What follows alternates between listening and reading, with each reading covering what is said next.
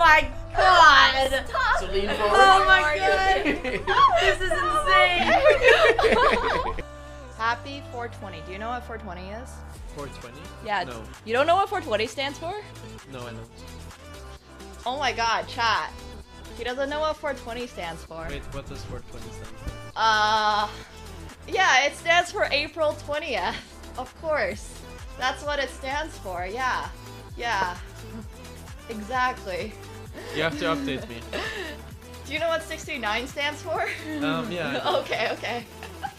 420 is when you smoke weed. Yeah, and it's like 420. Oh, I think I've actually heard about that. Okay. I didn't know it was 420. Alright, you go. I'm thinking if I move my queen here, Oh, wait. Where? like, I'll move it to e10. E10? Where's E10? Wait. Nothing. Wait, where is E10? I'm so confused. Nothing. It's not on the board actually. Wait, was that a nuts joke or something that I missed? No. That'd be weird and out of pocket. Anyway. Look at the chat and Nemo's Twitch channel, loving every minute. 10-6-6. She's gonna have to dodge a lot of bullets here. Pulte for now looking for a king, a 10, or a 7. Plenty of backdoor draws, including the 3-3. Needs a king, 10, 7, or 3, or this tournament is over. And this tournament is over. Nemo gets the job done. She's stunned, but she's the champion. Thank you so much, Pulte. It was a pleasure to play against you. Thank you. Nice job. Oh my god. Spend it wisely. I will. Okay, 5 push-ups. You guys ready? Ah! Oh my god, I'm slipping. Okay, I'm gonna do it against the doorway. 1, 2, 3, 4, 5. Okay, workout for the day done. Oh. Whew.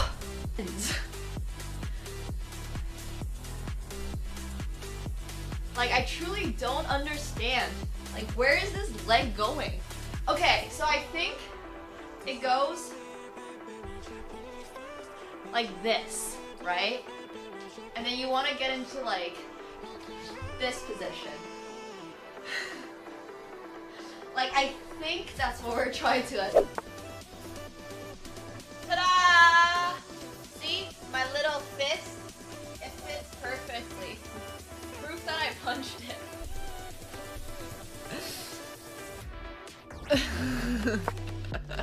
Like, my fists aren't very big. They fit perfectly into each of these holes.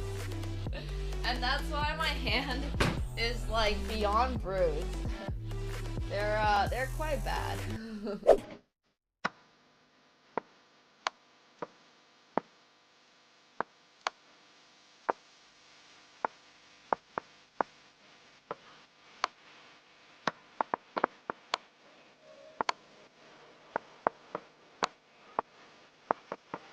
Oh shit, I should play this.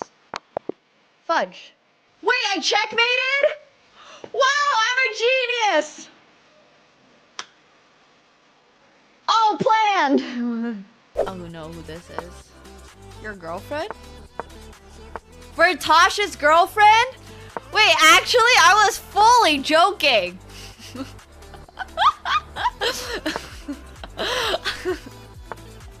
I was entirely memeing. Oh my gosh.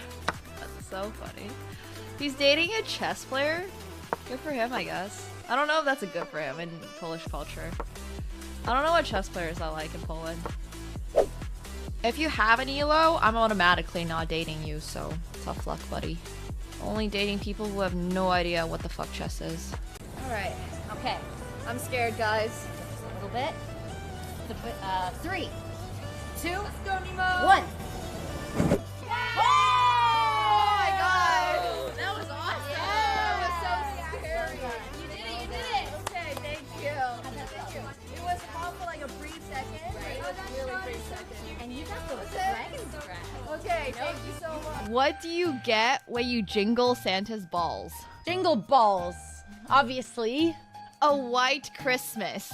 I don't get it. Okay. Are you implying that Santa's balls are white? No, don't worry about it. Don't worry about it. What if he tans nude at the beach? How do you know? Maybe he's black from the waist down. How do you know what color Santa's balls are? Oh my god. Okay, don't worry about it. Let's go play our London only That's why match. you should never tell me a dirty joke. I don't like, it's 2023. We shouldn't imply what color Santa's balls are. Oh, yeah, Okay. that's what we were, yeah. Is that not the joke? I'm might get that 21 one. years old. I want to get the joke. Can you tell me the joke, please? What's a chess player's favorite TV show? What? Pawn Stars. I didn't write these, okay? Oh god. Oh god. How do you make a chessboard laugh? Check. How? Tell it a nightmare joke. Why did the chess player go to jail? It's really bad. It's really, really bad, okay? Yeah, that's why I gave up on guessing it. Because they can't control their pawn addiction. It does not even make sense. How did the chess player propose To their partner. on a castle? No. They got down on one knee and said, "Will you be my mate?" Uh-huh. I don't think it would. Alright, hello everyone. Hope you guys are all doing fantastic today. Good afternoon. We are going to be doing Flex Friday this week, today.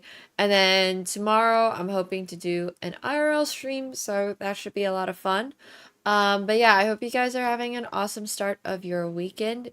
Don't forget to submit your games for Flex Friday. I am well. I went to the gym earlier today, so that's always a good time. And then I've been like doing my slow recovery from playing one game of basketball, quite literally. So it's all good.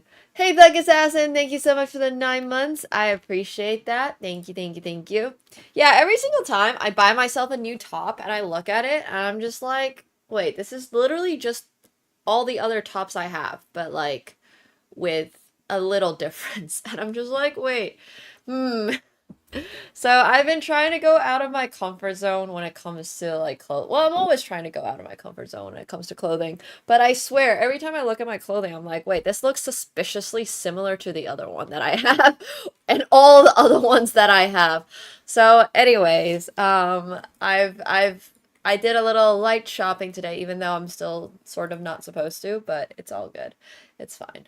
Yeah, I mean, it's all business expenses and stuff like that. So yeah, the real times when I get like cool new clothing is when brands reach out to me, or when I reach out to brands and I'm like, hey, that looks super awesome. And that's when I get like actual cool new clothing, because otherwise when I feel like when I have my own clothing, when I do my own stuff, it's always like, I really like wearing dresses and skirts. I'm always wearing dresses and skirts. When I'm at home streaming, it doesn't matter because I just put on like a random pair of shorts because you only see my upper body. But then whenever I wear tops, it's always like during the summer, it's always a tank top. I love my hoodies, obviously. But I've been branching out a little bit. I have like all these different like cuts on like, I'm trying to be a little bit more creative. I feel like I had a little phase of not so creative fashion stuff for the last couple of months, and this summer has been so busy. I haven't even been outside. So, like, literally have not been able to style myself, I guess, during the summer, but honestly, I'm trying to be more adventurous. So, yeah. It's cool. It's cool. I spent a lot of time, as you guys know, on my clothing and fashion and all that stuff. You just bought a shirt from the 90s? Hell yeah. I bought a vintage pair of Louboutins. I don't know how old they are, but I bought a vintage pair of Louboutins the other day. Yes. Well, if you're a little on the bigger side, not saying necessarily like that big, but just big for Japan, you might have a little difficulty. But to be fair, I have a friend who just went to Japan, and he's like 6'5", 6'6", 6'7", maybe. He's super tall, and he was able to find stuff that fit him, so you got this. I believe in you. At the very least, all the designer stores are going to have your size, because they're all made for Western models anyways. So if it ever makes you feel like you're not going to fit into Japanese clothing, just seek out the Issei Miyakes and Junya Watanabes and stuff like that. Honestly, there's so much. Yeah, if you're just tall but not chunky, you should be totally fine. You should be totally okay. Like I said, Japan has great designer men's clothing, and they have a lot of really insane men's designers, and you can find a lot of that stuff in like their vintage shops at a massive discount, obviously, from when it went on retail. So I think that's a really cool part about Japan. Like, literally for the price of like a Zara shirt, you can probably find vintage. And vintage doesn't even need to mean it's that old. It's just, you know. But yeah, obviously everybody has their own sizing struggles. My sizing struggles are mostly finding clothes that are small enough in the West. So whenever I'm in Japan, I'm just like, yes, I will fit. This is great. I am doing really well. We are going to be going over Flex Friday games. Yeah, I have unironically bought jeans from like the kids section of Old Navy before, because I was just like, okay, you guys don't have this in size 24, 25? All right. You know what? It's also cheaper. It's literally also cheaper. But now I think there's been a big push to make the sizes like super, because they want people to buy their stuff. So now I've been able to go to like Levi's and stuff like that. But yeah, usually, historically, I've had a little bit of difficulty. But it's gotten better. It's gotten a lot better. I'm not gonna lie. I think sizes have just gotten more inclusive for both like the extra larges and also on the smaller side. Like, they also now carry extra small for a lot of retailers, which is great. Because they definitely didn't do that a few years ago. So I appreciate them for doing that. Being your 3 to 4 XL, yeah. I mean, look, it's a little difficult because obviously you're just tall. If you're just, like, I'm not that tall, but I am a little taller for Asian standards. So I'm always there, like, looking at the measurements and being like, well, technically I would fit into this, but I don't know if my height is going to make this look like, you know, it's a pair of underwear on me versus a pair of shorts. Just wanna like make sure that we're sort of in the same ballpark. But yeah, Flex Friday today. Well, I've been pretty, I want to say I've been pretty on time for Flex Friday. I know that chat likes to joke about it, but I just want to point out that I have not. Flex Friday has been on a Friday for the most part. So, you know, if you guys want to submit any games, it is free to submit. This is just the 1 hour play. Ah, interesting. Okay, cool. I'm gonna try a different one today. Yeah, it's almost, otherwise it's just canceled. Exactly. It's either canceled or on a Friday. So, at least this week, it's not canceled and it's on a Friday. Oh, stretchy clothes are great. You know, there is like this one size fits all brand called, frick. I can't remember their name now, but they're really popular amongst girls. And it's not really one size fits all. It's kind of like if you're a small to a medium. Yeah, there's a brand that literally only does one size. Oh, what is it called? I'm gonna look it up right now. It's very, very iconic. Brandy Melville. It's called Brandy Melville. And I just want to say, their sizing is just, like, everything is too big for me, and it's probably too small for a lot of people. It's not one size fits all. It's more like does not fit. I guess if you're like a very generic small or like smallish medium, it will fit you, but I think it's a very, very narrow range of if you're right between small and a medium. Like, it's literally that one. Yeah, it literally feels like it doesn't fit anyone. I think it's just like, it's, yeah, the sizing is just off. It's just off, but that's kind of what happens when you do one size fits all. So, yeah. Anyways, you can just submit on Discord. It's for the literally, it's for their mannequins. It's just for their mannequins. So the request this week for everybody was that you had to submit an opening that you really liked. Preferably your favorite opening, but if you did like a little write-up, you're probably gonna be just fine. So, Gary Kasparov, just a regular Marie Lopez over the board game with no stupid gambits and no weird moves in which I stack a lot of pawns to create counterplay, got opponent to blunder exactly what I want him to blunder. Kinda nice. So, yeah, if you're exactly average, then you would probably fit into Brandy. It's an interesting concept. I don't think it works very well in the real world, but hey, they're super popular, so maybe it does. Their demographic is also mostly like teenagers, so it's like, okay. Alright, I'm excited to see the game of your life. I actually played this opening in I submitted a game for Flex Friday today, so I'm curious to see who played the Spanish better. Ooh, okay, well this is very enthusiastic. I understand the concept. I don't know if it's gonna be good. Well, chat's still gonna vote. It's always chat voting.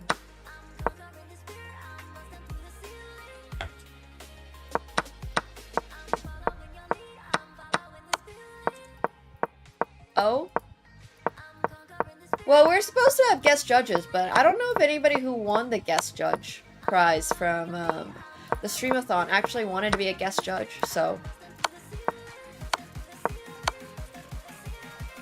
Alright, it's a game. It's a game. It's not a very, I wouldn't say it's a very crazy game. I think it's a good conversion going to winning endgame somehow, despite not being better at all. Like, just capitalizing your opponent not recognizing checkmates is really good, but I don't think I can pin this. Not quite good enough. I don't see that as too much of a flex, if you know what I mean. It's just kind of like, yeah, alright, you did the thing. You did the thing. It's not bad, just nothing too spectacular, which is okay. Alright, next up, we got Connor, played as white, went for a London, I usually do. Faced a Benoni, and I love destroying Benoni players. I don't usually say this, but this might be the best game of my life. Yes, better than the triple rucksack. Brilliant. Nice. Well, I mean, the Z would stand for my last name, but it is an N. But it works out both ways. It's actually kind of great. Like, this is literally perfect. If it's like this, it's my last name, and if it's like this, it's my first name. Yeah, well, basically, we just want to see your best game. You do get $50 for the best game. So, there is a real cash prize on the line. Which is always a lot of fun. And if you wanted to... Rucksack. I have a slight congestion in my throat today, so pronunciations might be a little hard. But, alright. This is a very valid write-up. Connor does indeed, as we know, play the London. So let's see how they defeated the Benoni, because the Benoni is one of my least favorite openings to play with as black. I'm not surprised that you destroyed at a lower elo. I think Benoni is one of those openings that you should leave to the Grandmasters. Like the Grunfeld. The Grunfeld's another opening that I truly believe if you're not a Grandmaster, you should not be playing it. Thank you so much, Shimizu, for the 61 months. That's so many months. Oh my gosh. 5 years and a month. Thank you. Thank you very much. Okay. I mean, White's position is really freaking good already. Hey, Mickey Man, thank you so much for the gifted sub to Cappy. Thank you. Hell yeah. Appreciate that too. Alright, we got our very first brilliant move of the game. Bishop to h6, double exclamation mark. Let's see why it's a brilliant. Ooh, because we have to follow up with another double exclamation mark. Rook takes h6, because now if the king takes on h6, you have queen takes g6 and queen to h7 with the checkmate, which is pretty sweet. And then, ooh, Mickey Man, thank you so much for another gifted. Hell yeah. Thank you. Thank you, thank you. Rook takes g7, another brilliant move, because then you have bishop to f7, another brilliant move, because now there's rook to e7. Winning the queen. Kind of crazy. That was like basically 4 brilliant moves in a row and black just comes crumbling down. Alright, that is definitely a pinned game. It's really nice. These are the type of games I expect to see for Flex Friday. Capiche? This is what I want. You better be submitting games of this quality. Otherwise, you're not getting... No, I'm joking. I don't necessarily need to get pinned. But you can get pinned not playing your favorite opening. I just prefer if you do. Okay. Next up, we got his Panico. Mickey Man! Another gifted sub! Hell yeah. Thank you so much. Thank you. Okay. Panico. I played as white. The Evans Gambit became my favorite opening when I started getting good results with it and actually having fun playing attacking games.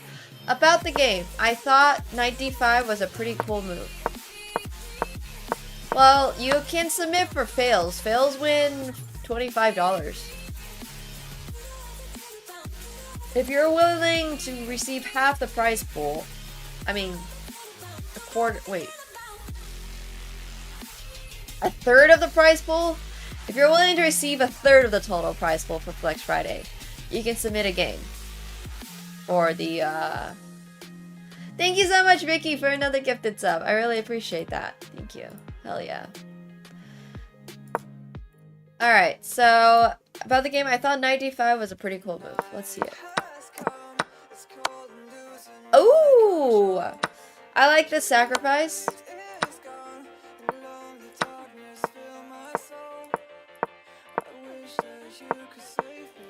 This is good stuff. Oh! Love the discovered attack. I mean, 2 brilliant moves. 2 brilliant moves. Thank you, Tap Dancer Hamster, for the gifted sub. You guys are great. I appreciate it. Thank you. Yeah, I think this is a brilliant move. I think the first brilliant move is pretty cool. This idea of bishop takes f7, drawing your opponent's king out. Obviously, this is like theory, so I don't know how much theory Panico knows in this, but it's a pretty nice attacking game. So we're gonna pin it. Alright, we have our very first fail of the day, actually, coming in from Hema. Played as black. When you're holding all the cards and you decide to one outer yourself. Honestly, kind of valid. Oh my gosh, do you guys see this? Y'all see that? That is crazy! What the heck happened there? That's actually really, really, really crazy. Alright, well, whenever you see a game chart that looks like that, you know it's a roller coaster. So, let's find out. I mean, first off, black just has the opportunity to win every piece, but we're just gonna skip that. Yeah, alright, never mind. We don't need... Who wants free pieces anyways? Okay, oh my gosh. Big city skyline, yeah. Oh my. They're exactly the same rating too. This loses a rook. No one's losing a rook, bro. Okay, well apparently white was losing a rook. Who knew? I certainly didn't. Oh my gosh. No. No, not bro having mate in 2 and then just blundering it. I mean, the easiest, this is the clearest mate in 2, but this is a little hard to find. So, like, just gotta keep giving checks. Just gotta keep giving checks. And then you'll find checkmate if you just keep giving checks.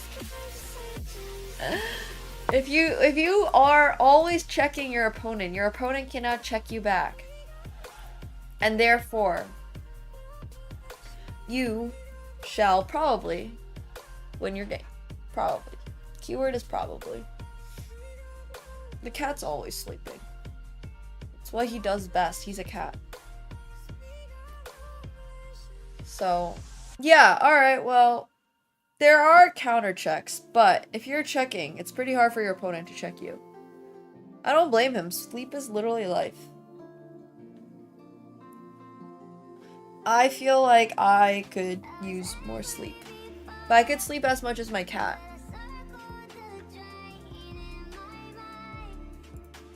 I honestly have not seen any freestyle games, but let me know if any of them were really cool. I'm not against checking out the freestyle games. Yeah, just don't blunder. Okay, let's see. Tyson. Played as Black. Flex. Scandinavian Defense, my favorite opening because I don't know any other openings. Flex, even though I lost because my opponent was Witty Alien, somehow I played an unintentional brilliant move in Bullet. I am just gonna let you know that you losing is probably very unlikely to become a Flex game, but... Oh, is Bibi Sara doing commentary? That's so sweet. Thank you so much, Mickey Man, for another gifted. I appreciate that. Thank you.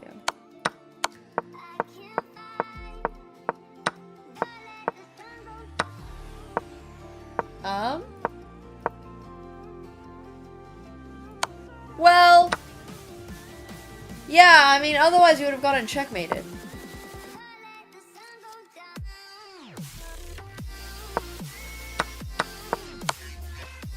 I don't understand what that means, but I'm sure given the context, it's probably quite funny. Yeah, I mean, okay, I don't know if that brilliant move is... yeah, it's a brilliant move. But you also kind of had to play it, so I don't really know if you had to... Like, if you are forced to play a move, is it still a brilliant move?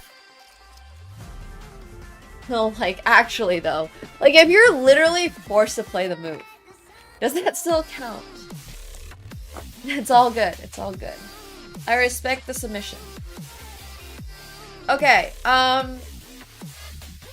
also, I am tired. I don't know why I'm tired. These glasses don't even really help. They're also so dirty. Jeez. Higher rated guy. Nice. Alright, let's take a look. Played as what? In this game, I took the walk to Poland by playing the Polish and out-bulleted a higher rated foe.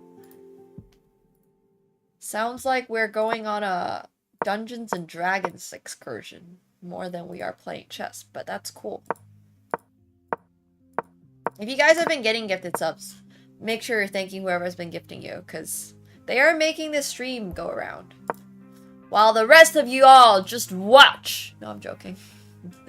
I appreciate you for watching. Thank you guys for watching.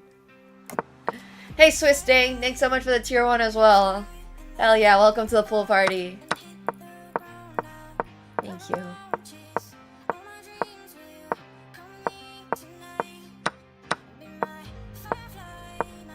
Alright.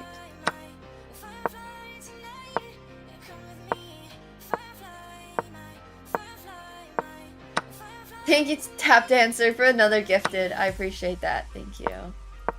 I like the way that this game is going. The idea is correct, but swapping off rooks on the H file is not great.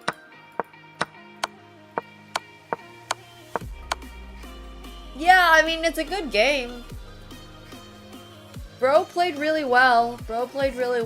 I can't say I'm particularly impressed by the way White played, but I do think that the way they approach the opponent having a weak king near the end of the game is really good. So I am going to pin it for that, but it's not impressing me the same way some other games. I am doing really great. I hope you guys are as well. I hope you guys are all chilling and having a good time. Tomorrow we're gonna do a little IRL stream.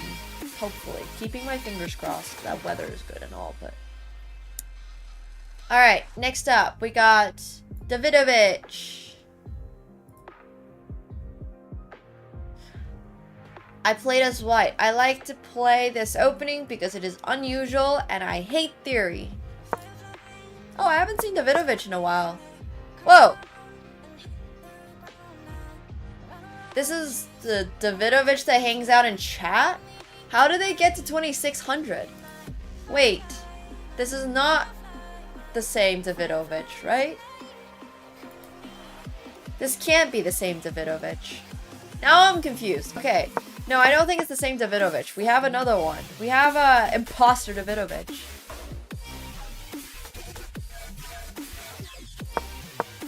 Oh, you can barely see their names in ELO? What? It's like so zoomed in. It's because it's blue. Like the text, the font is just hard to see. I need a black background. If I ever get to really design my own stream room with this overlay that I currently have, I would make my background black.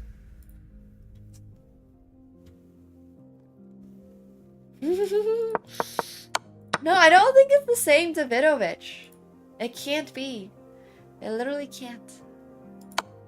Oh, wait a second. We've seen this tactic before.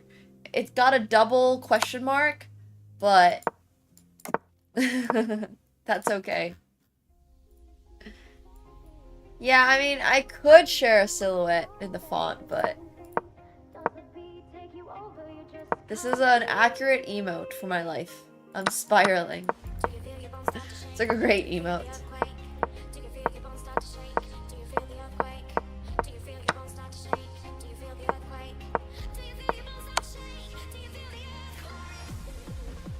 I mean, I don't know if I can count this as a... Well, Queen G3 is a cool move, though.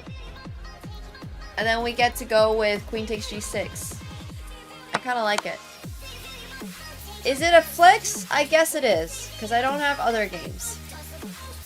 I am expecting better, chat. We can do better. Oh, this is the game that I showed you guys yesterday. This is my own submission for Flex Friday.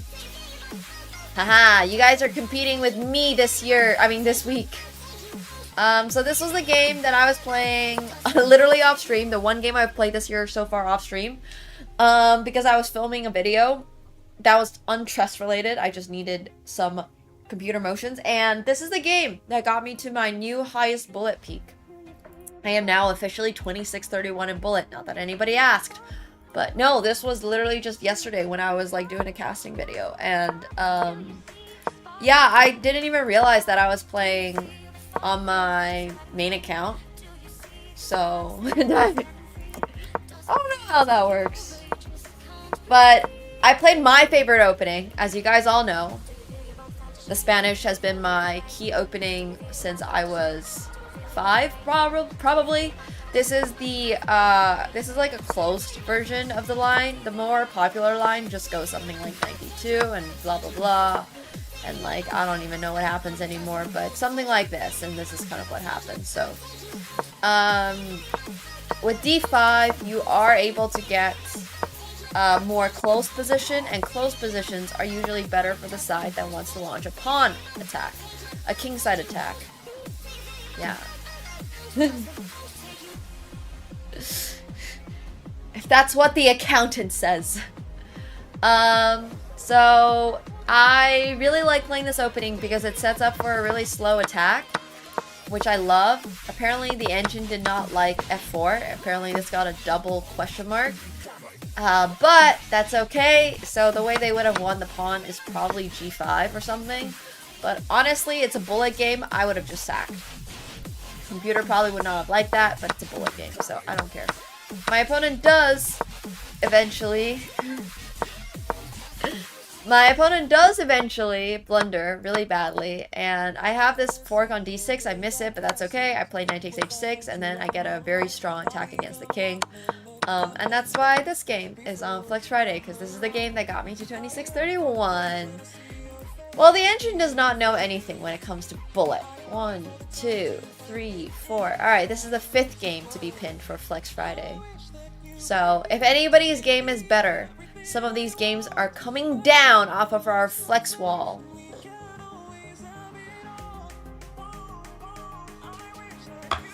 I mean, we're probably not that far off from having AI being able to be a little bit more objective, or in some ways subjective about chess, because right now, obviously, it's just going purely on the evaluation of the position. But I feel like in a couple of years with AI, we'll be able to do some pretty cool stuff with engines.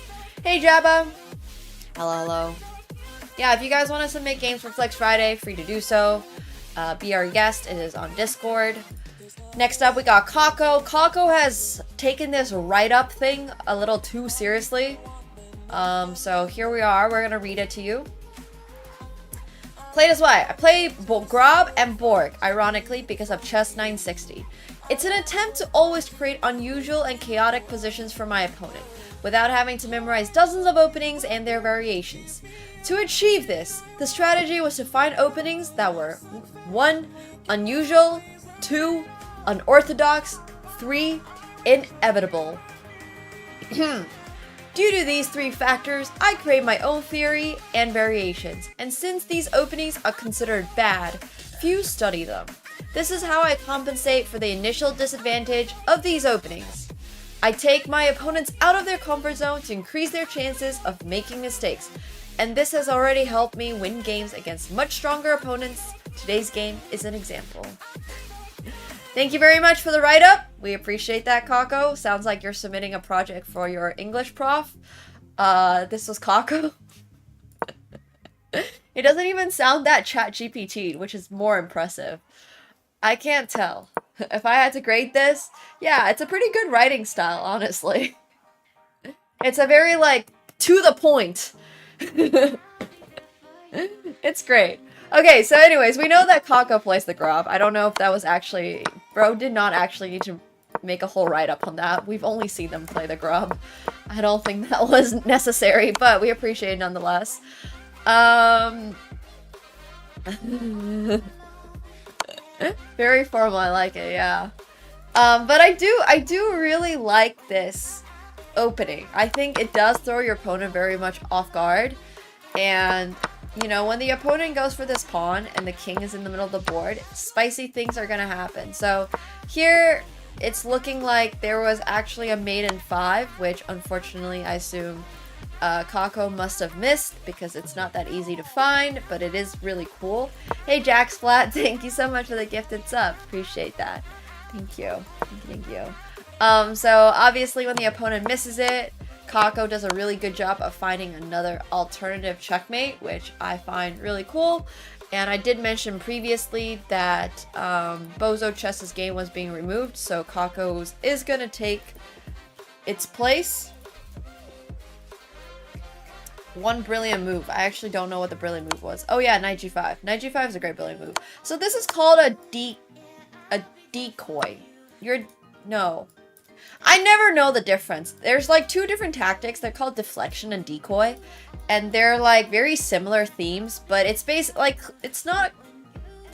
Is it clearance? I don't really know if it counts as clearance. Anyways, you get the point. It's some type of like, get this piece distracted so we can go for checkmate type tactic. So that's the brilliant move in this game, which is really awesome. Thank you for submitting. Okay, sorry, I skipped one game.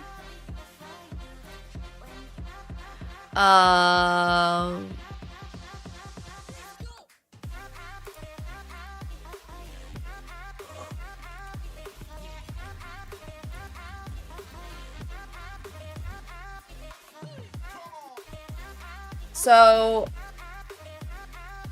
here we got Bobby Fischer, played as black. Knight f6 is my favorite line to take down the Ponziani.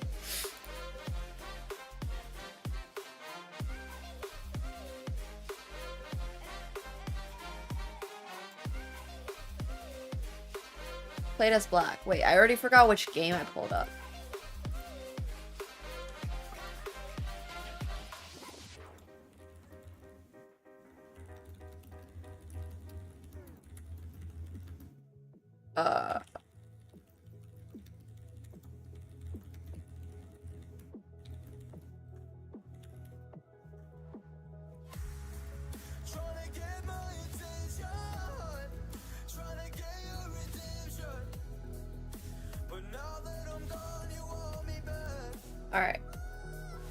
What's my words per minute? I feel really fast today. What's that type website?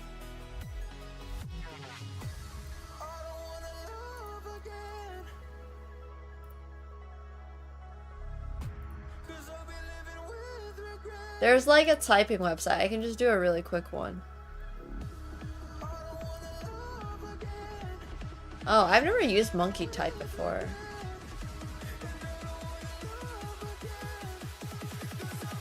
Oh, it's Type Racer. Oh, let's try. We can try both.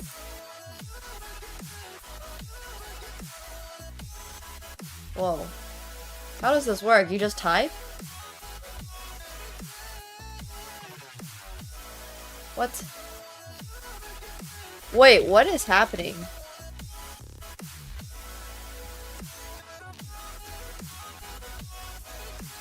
This is way harder than the other one I do, because these are just random words.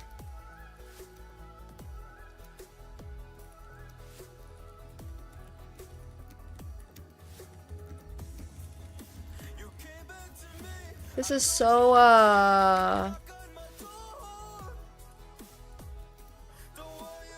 that's like really, really different. But, oh yeah, it's true. It doesn't have punctuations. It doesn't have punctuations. That's actually true. I didn't think about that. But, yeah, it's about 100. I can just hit 100 pretty consistently. Like, right around. Okay. Sorry. Bobby Fischer. Played as black. Knight f6 is my favorite line to take down the Ponziani.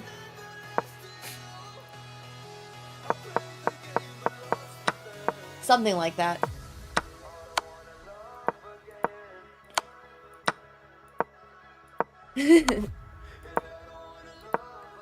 Tatsuko has no intentions of getting up. He's not even awake. He's definitely not awake right now. I mean, yeah, the opponent just kind of gave you the game, you know? Like, starting from the opening, the opponent was like, how would you like to checkmate me today? And you were like, this way. And the opponent was like, okay, I'm cool with that. So I don't really think I can pin this game as a flex. It's just like, yeah. I mean, there are some sus things happening from the opponent, for sure. Okay, next up, we got Thug Assassin, played as black. Karo Khan, my favorite opening, just a short and sweet game where I felt like throwing my pieces away. Might have played one of the coolest moves of my chess career. Enjoy. Couldn't review it because I used up my free one, but I think it was cool. Well, you get to use it on mine. There we go. Alright. I see you have 2 brilliant moves in this. What do you guys get? One game review per day? If you sign up using my code, it was on 50% discount like last week. I don't know if it still is, but make sure you guys are checking out chess.com, diamond memberships, and all that stuff. Okay, so Karakal, my favorite opening. Destroy the... Okay. Nice! It was on summer sale? Hell yeah. That goes to my bot. But if you click on it and then navigate yourself over to the memberships page. Okay, knight takes g3. Brilliant! I do like it. I do really like it. I mean, this is a classic case of destroying your opponent's kingside. Oh, thank you so much, Tap Dancer Hamster, for another gift. It's appreciate that. Thank you. Thank you. Yeah, this is really good because you basically just get the opportunity to checkmate your opponent. You kick your opponent's king to the center by destroying his entire kingside. I think that's pretty great. So, thank you very much for submitting. Alright, let's see. Whose game is coming down, though? I think Davidovich's game is coming down, unfortunately. So, Thug Assassin, you have been pinned! Alright, next up, we got Zahori. Played as black. Daily game. Daily games are valid. I mean, I don't love them, but hey, they're still chess, so it's fine. Alright, played as black apparently. Yeah, I mean, I don't know exactly how they give brilliancies, but...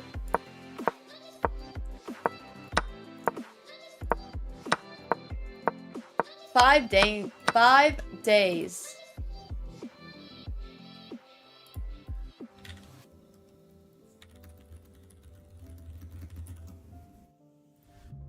When you feel the world is over, when you say you're feeling lonely, if you ever need a shoulder, you know where to find me. Stop chasing all the city lights, breathe me in, go on and take your bite, count on me to make you come alive. You know where to find me tonight. I mean, I don't know if this is that brilliant of a game. Like, it's a good long end game, but I can feel my focus slipping a little bit. It's a good conversion, and also if you go into the end game, it's a lot easier to get a higher score. Yeah. Yeah, that was a 5-day game. Alright, next up, we got Huge Football Fan, played as black. Played the Sicilian con against somebody 400 points above me. Forced or draw by repetition by sacrificing a knight. I have a feeling this one will not make it into the flexes, guys. Unfortunately, draws are not exactly flex material. And also, I don't... Okay, well, I don't know if Sicilian... I'm gonna assume Sicilian's your favorite opening. Yeah, alright, I don't think this is particularly a flex. It is 400 points higher, which is great, but we already removed somebody who won against somebody like 1,000 points higher rated, so... No access to your library, unfortunately.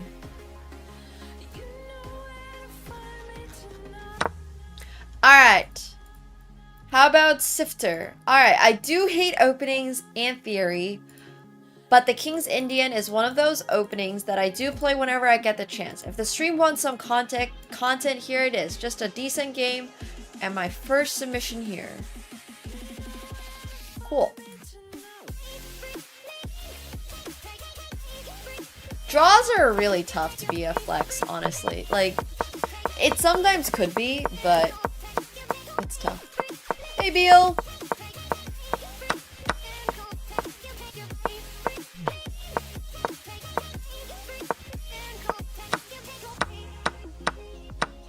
Things are well. Alright. Oh, okay. Eval bar doing some swinging. But that's okay. We find rook takes f3. I like it. I mean, it's once again a good game. It is a good game. Like, I just think we need a little bit more consistency when we're trying to checkmate our opponent. Because obviously if the eval bar swings this much, right? Opponent had a lot of better moves. But it's good that you were able to execute them at the end. Alright, we got our very second fail. We only have 2 fails. No, Hima's here. Hima submitted a fail. We only have 2 fails so far. Mickey, thank you so much. Appreciate that. Hell yeah, thank you. I myself am in a very pizza mood. I had Italian yesterday and I had Italian today. Again, for lunch. I had leftovers for lunch. Sorry, I'm just gonna close all these tabs that I have. Played as black. I'm just starting the chess world and I suck at it, plus I don't really know much about openings. Why did we... Censor suck? actually curious. Like, wait, what's bad about the words? Like, why is that you? An asterisk. Was that... When did that become a bad word? Is this not a free bishop? Am I missing something?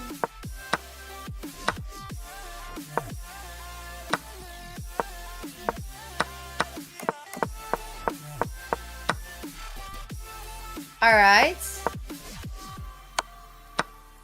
Suck in the context of sucking at chess. That's fair. Honestly, good on you for being prophylactic about it. I mean, the king is very in the middle of nowhere, but this was a blunder. I know you're 363, so it's not a big deal. Oh my gosh, wait, they could have just taken that too.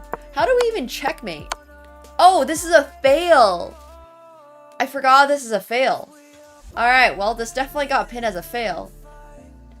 This was not a flex, indeed. I was looking at it, I literally forgot that they submitted this as a fail. And I was like, wait a second. But now this makes a lot of sense. This is indeed a fail. Alright, that is a fail. But also, at 363, I'm not expecting too much from you, you know? Not too much. It's still a bad game, regardless. But it wasn't that bad. Could be worse. Okay, we actually have another fail, apparently. Played as white. As you can see, my opponent was very smart in a dumb way, or he was dumb in a smart way.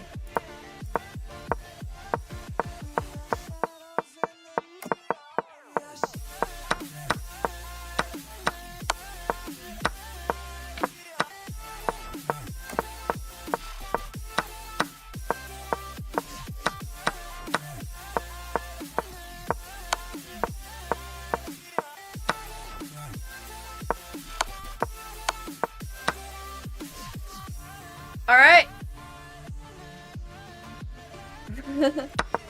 The classic fork with the queen. Forking a king and a queen. Fun fact, queens are never able to fork other queens. Did you know that? By the way, this works a lot of the time because people always think like, oh shoot, I got forked. And therefore, but a queen is never able to fork another queen. Never. Literally never. There's not a single... Well, unless it's like a discovered attack or something, but you can never fork a queen with another queen.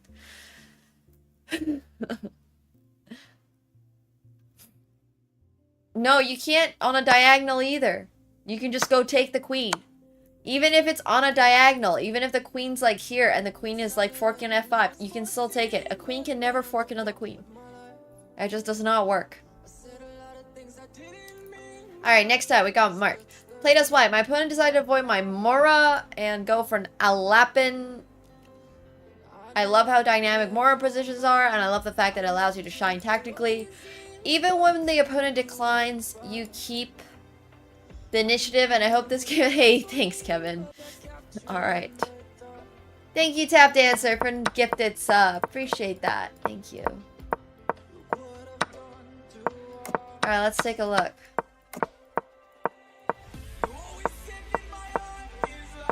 Fork you! Kind of like elf you. Wait, I want to do game review.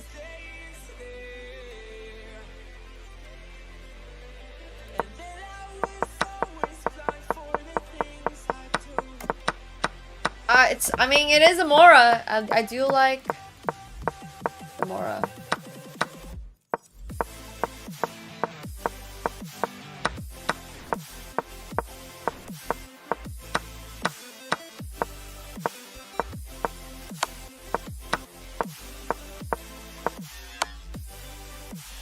Ooh!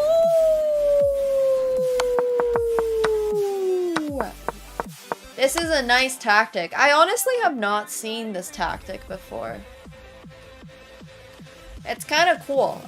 You've seen a lot of like smothered mates and stuff, but this one is pretty unique. That's pretty sweet. I kind of like it. Kind of like it for the brilliant move, honestly. Got one. We got two. Smothered. Is it not pronounced smothered? Smothered? It's an O. Why is it not pronounced like an O? Why is English always doing this to me? Oh no, is it a smother? Not a smothered. Thank you, Mickey Man, for the gifted sub. I appreciate that. Thank you. Thank you. No, but actually, how do you pronounce smothered, mate? It's pronounced like mother. Mother. Smother. Well, I pronounce yeah, I get. Okay, smother. Mother. Got it. So, mother rhymes with smothered. I see. So, it's smothered, mate. Not smothered, mate. Smothered. Got it. That makes sense. That makes sense conceptually. I've never thought about it that way before, so. Your link did not work, Blaze. It did not.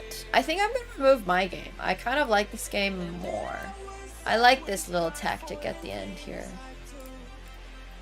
You guys are no longer competing with me for Flex Friday. Alright, next up, we got AkaNemsko.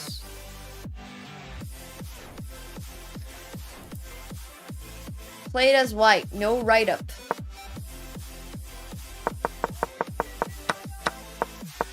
Just a game. Very unlikely this will make it into Flex Friday. Did not explain. Did not read the rubric. Did not explain the opening. But it is a good game. I mean, assuming bro won. This is a very long end game. Oh, funnily enough, there is a draw here.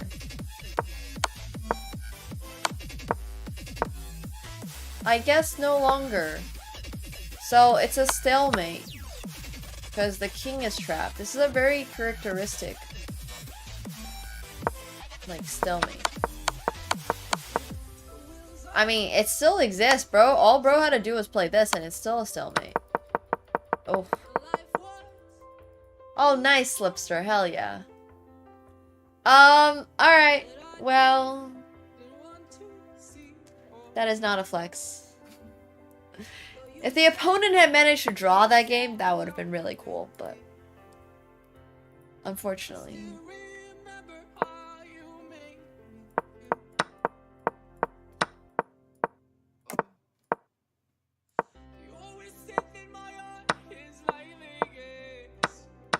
The content that I've been following the most recently is my favorite fashion influencer, Madeline White, getting married.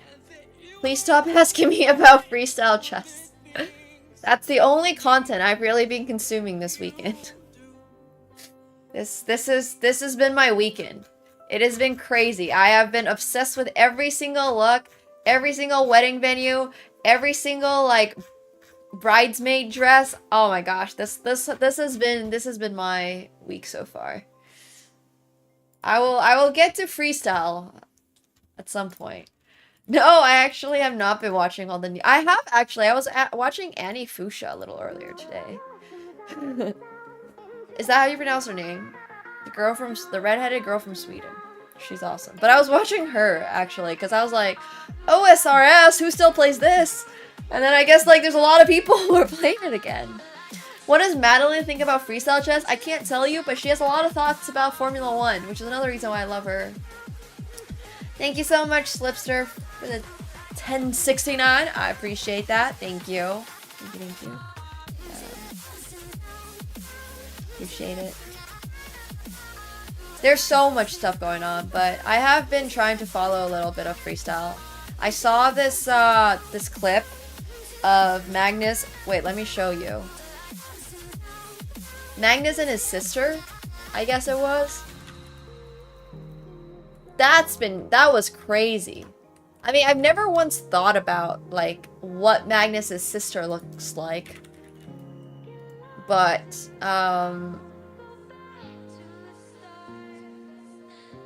no, it's from I have no idea what that one is, but there's one of him and his sister chatting together. I mean, I knew he had a sister, I just never really paid attention to it. But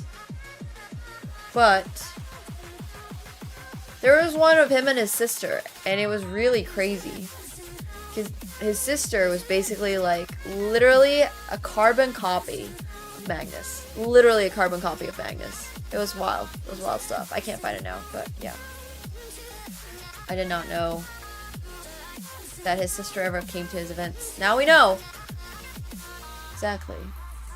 Yeah, he also has mentioned that, which is kind of cool. I wonder, life would have been so different if he hadn't had a sister who played chess before he did.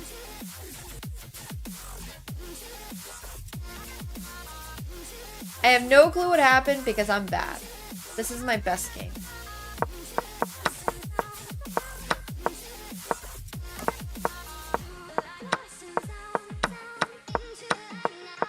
I don't think she's played that much anymore. But I don't know. I mean, it's not even that bad. You're 270. You're winning all the pieces. Yeah, it's a game. It's a game. It's a fighting game. Okay. I don't know if Blaze has resubmitted a game. But that is all the submissions. We will close the queue. Thank you guys so much for submitting as always. Appreciate that. And we'll go over all of our flexes and fails. Okay, we'll start with oh no. Well, we actually need more fails. So, I'm gonna open the queue for fails because it's only fails that we're able to accept. We have enough flexes. There's been a lot of really good games. But we only have 3 fails. So, if anybody does have a fail, I would like to see it. We're no longer going to see flexes. We're no longer taking any flexes. Yeah. Unfortunately. But fails are a good. Well, yeah, I mean, or maybe people are just really going for 50 buckaroos.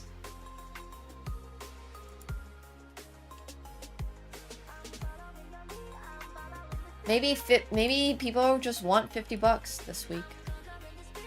All right, sounds good. I mean, you should just get your own Discord account.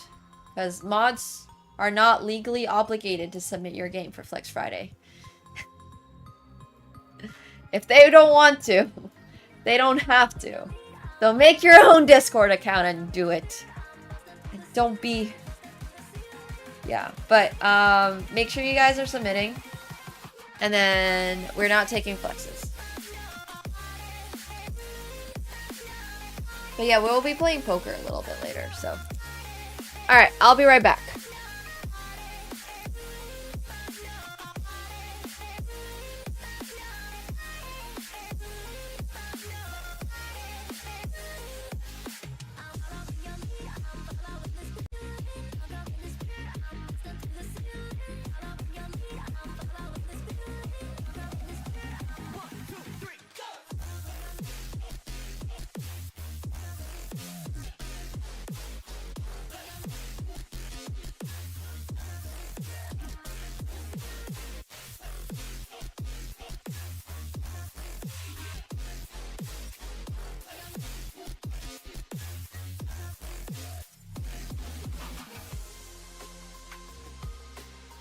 All right.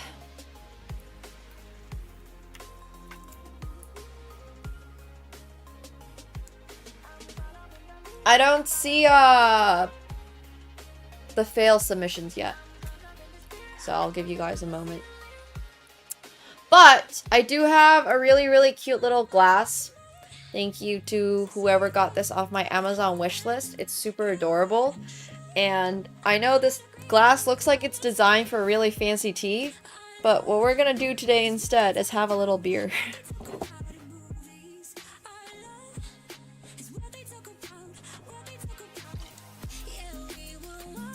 Beer is good. This is from yesterday. This is a mango habanero. It is such a cute glass, yeah.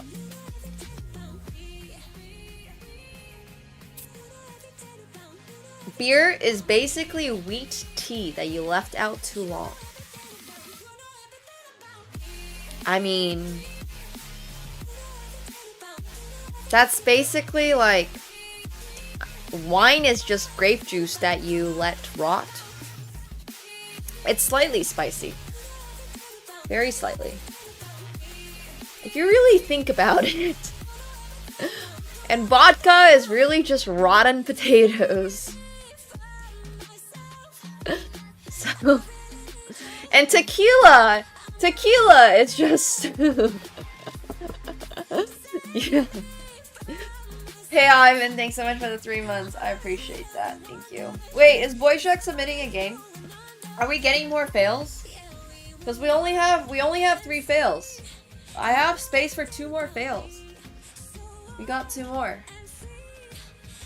The first guy who discovered he could drink milk from cow's udders. Yeah, that's also crazy. How do we ever find that out? How do we ever figure that out? That's crazy, honestly.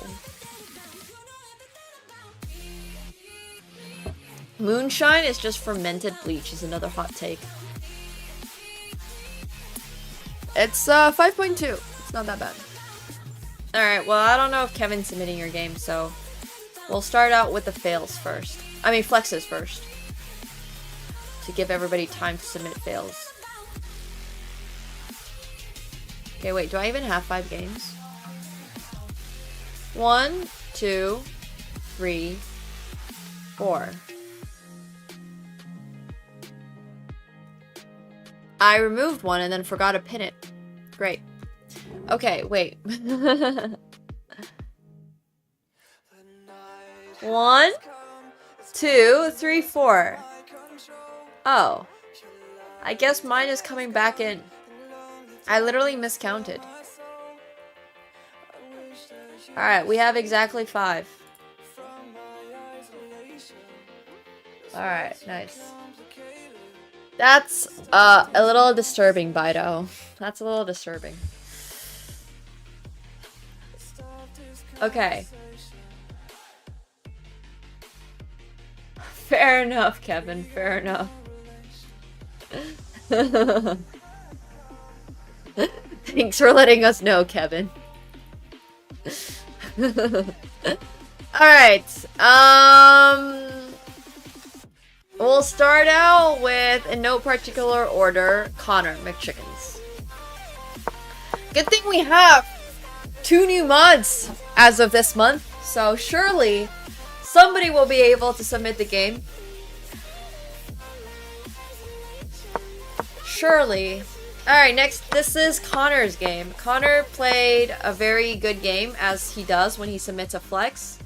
I mean, obviously, he also plays some really bad games, but Gary and Hema, who I do not believe are currently in the chat, but they are indeed.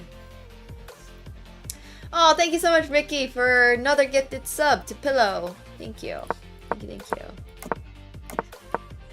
Alright, so Connor is out here grinding his chess games, and by grinding, I mean he has been on that tactics find. He gets bishop to h6, earning him a double exclamation mark, because after bishop takes h6, he just plays rook takes h7 with a double exclamation mark.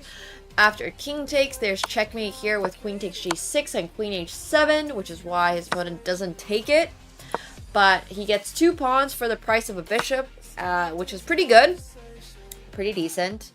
And then he finds also rook takes g7, which is super duper cool.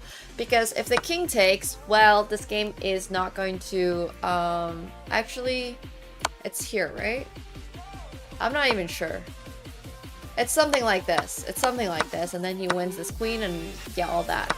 So it's actually really cool. And then after queen to g7, he sacrifices the bishop again with bishop to f7. After king takes, he sacrifices the rook with rook e7, king takes, and then he wins the queen on g7, and now he's up, well, he's up a few pawns, really, but black's position is so bad, and within a few moves, white just completely crushes black. So really good game played by Connor. Yeah, beautiful, beautiful stuff. It's a good game. Okay, next up, we got his Panico, another really good game, played by Paniko, who ends up sacrificing on f7, earning him the double exclamation mark. And then after king takes f7, queen to d5, king to e8, queen takes c5.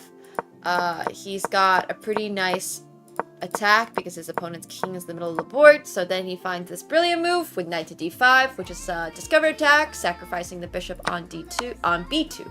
Sorry, and then after knight takes c7, he simply basically almost checkmates his opponent, and his opponent just resigns. So after knight takes, this would have been just checkmate. So yeah, pretty good game by his Paniko, 2 brilliancies. I got this game that I played as well. I hit my highest peak bullet rating of 2631. The Spanish is my absolute favorite opening, and this is the opening that I always used to play when I played classical chess. I still basically only play this opening.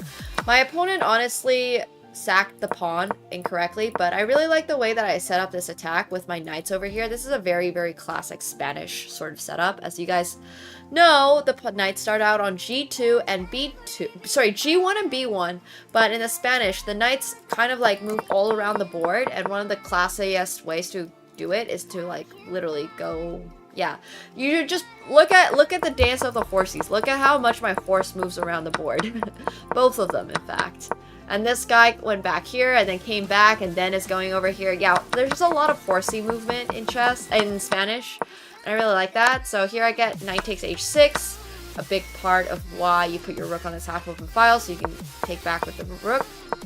And then you swing all your pieces over, and then I just basically like clamp down on his king side and go for checkmate. So that's why this game was on Flex Friday.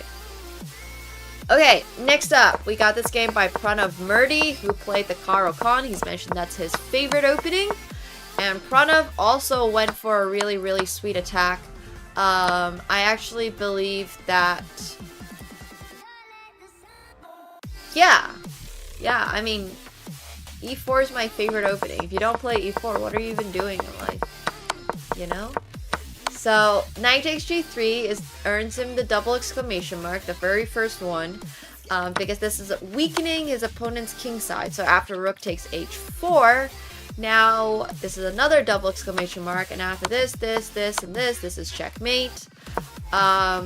So he gets bishop to h3, and then he sacrifices the queen with queen to g5, because after f takes g5, he's got knight takes e5 with checkmate, and honestly, I don't know why queen to g5 didn't earn him a double exclamation mark as well. So, yeah, pretty good game. Awesome stuff by Pranav. Last but not least, we got this game by Mark Gores, who slid his way into the top 5 for this week's Flex Friday, playing another e4 opening. And then what I really liked about this game was the finish, because I think it's a type of checkmate that you don't expect very often. Obviously, he's already winning, but he gets rook to b8, abusing this back rank. So if takes, obviously, this is just straight up going to be checkmate. And then after queen to d7, he gets queen to g8, which is another type of smothered mate that you guys have not seen before. You're all very used to the knight to f7, queen to g8, knight f7 checkmate. So then after rook takes, there's rook takes g8 with checkmate. So that is, those are our top 5 for this week.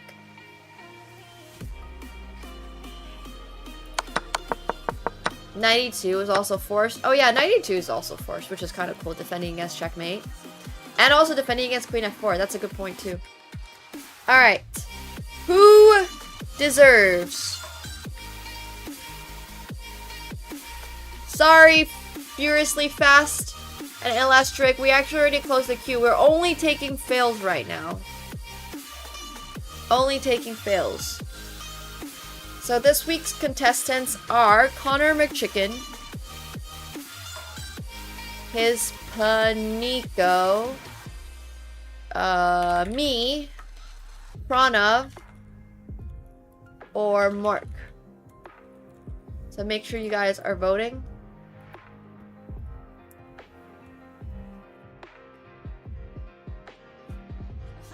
Make sure you are submitting your games. We're gonna have for fails this week.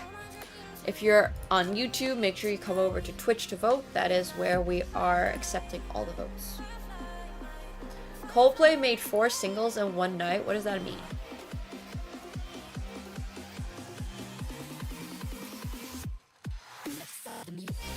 Like they just... Yeah, I'm... Like I said, I am more or less always living under a rock, unless it's fashion related. I can tell you about the majority of collections that were released this summer at Paris Fashion Week. Oh yeah, the Darth Vader toaster. I forgot about the Darth Vader toaster. Honestly. I have not seen the memes. I have not seen the memes. I am living in a very specific niche world at all times. Which is not healthy. I'm not saying that's healthy or anything, but it's just a very like realistic, like I'm living in my poker fashion world 95% of the time. Oh, 2 married people were caught cheating on each other at a Coldplay concert. Oh, that's why they dropped... Oh, that's why they made 4 new singles. Oh,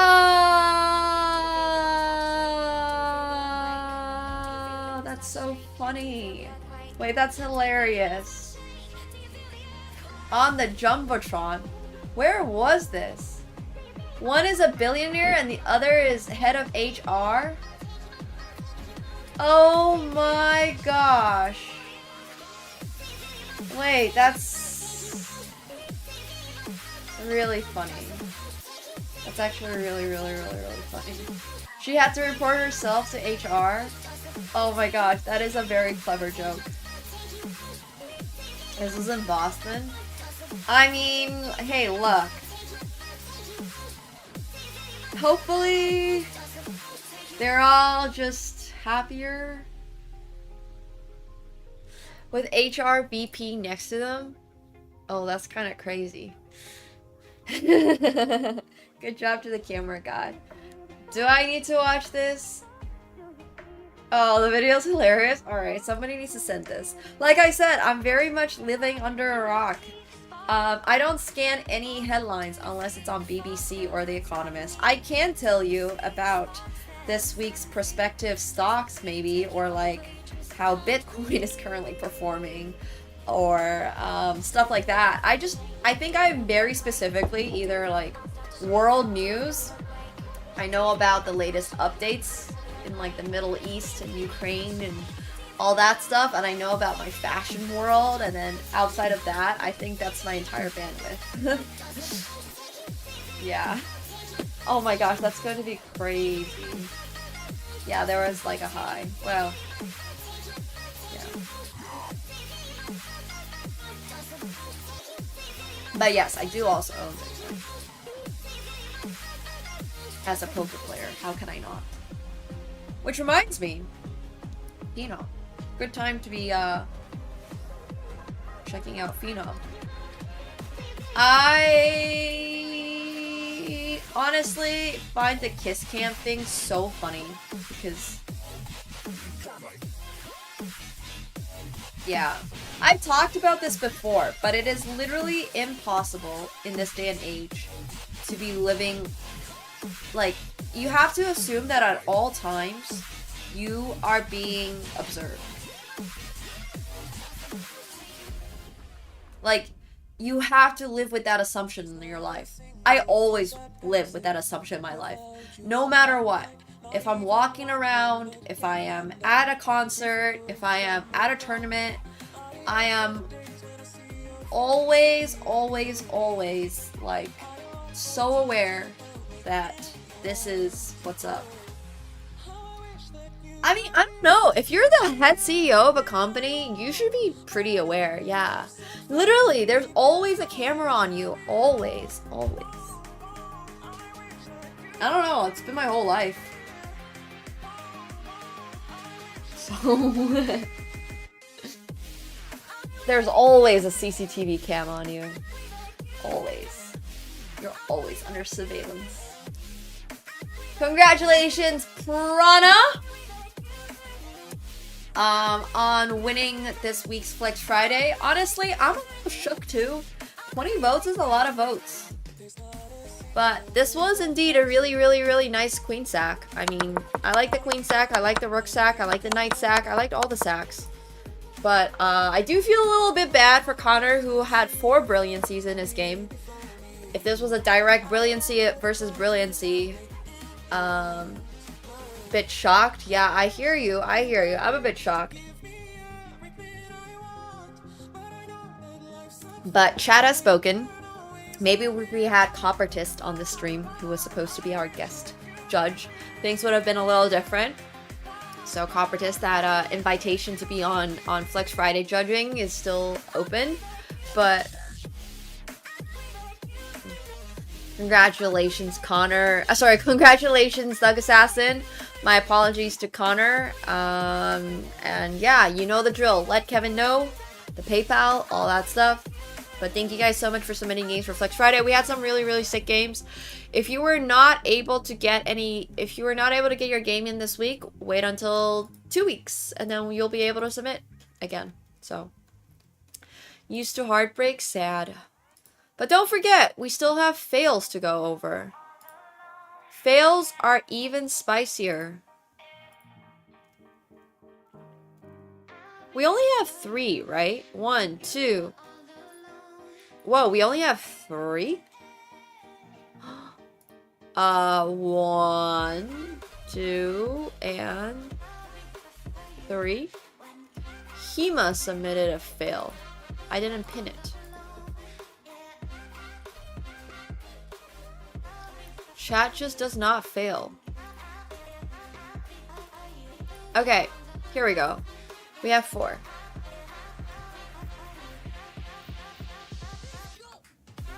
Alright, cool. So we'll start out with Hema's fail. Hema's game is atrocious. I don't really think you guys need me to say anything more than that. This ECG graph speaks for itself. I mean, there's just like a red move every other move. It's kind of crazy, honestly, how that's even possible. I didn't even know you could like consecutively play 4 red moves in a row. The accuracy is 18 versus 11. Hema is speedrunning for lowest percentage game. Somehow, impressively. The best part about this game, or perhaps the worst part about this game, is that Hema was actually completely winning. He has mate in 2 in this position in like multiple different ways. Like, he just needs to give a check and it's winning, but instead he decides to play a slow, quiet move to try to, you know, set up this pin, and then he just gets checkmated in 1. And yeah, there's a lot of like bad parts about this game, but this honestly was the cherry on top. So that was impressive. Alright, thanks for hanging, Connor. Sorry about your loss, but GG's. Good game as always. Very unfortunate loss. Alright, next up, we got Stennis, who submitted a fail. So Stennis is 363. I'm honestly not expecting that much from him, which is okay. You know, no problem. You should play this one with your eyes closed. But Stennis was winning, and then he just decided to not win. So once again, when you have checkmate, go for checkmate. Don't go for anything else. Just go for it. Go for it. Go for the checkmate. Check. Give them checks. You should be able to sense somewhere in your soul that you have a checkmate upcoming. Unfortunately, Stennis was not able to do that and probably got checkmated himself. So, another reason why this game made it to Fail Friday. And then next up, we got this game by I Am Luck, who played a pretty okay game up until he... Oops. Yeah, your tactical instinct should kick in, and if it doesn't, then I'm a little bit concerned for you. Hello, Roka. Thanks so much for the 18 months. I appreciate that. Thank you. Welcome back. So, I Am Luck played a really sweet game to start. This is how it always starts. And he ends up in a slightly dubious position where it's not that clear, but his opponent forks his queen and his king. But the fun fact is you can never use a queen to fork a queen and a king because you can always capture back with the queen. This is not a tactic that exists. You cannot fork a queen with a queen. Ever. Ever. Ever! Because guess what? Queens can also move diagonally. So, bro just lost a queen. Ugh. The Boy Shack Classic. How Boy Shack is able to get scholars mated is very impressive, honestly. Like, this was 4 moves, and bro's just still, checkmated. That's kind of crazy, honestly. That's kind of crazy. But, alright. Bullet effect, yeah. Who deserves $25 this week? If you get your money on Phenom, by the way, you get $5 extra. This applies to both the winners. So it would be $55 for Flex, technically, and $30 for Fail. Skrillosaurus Rex.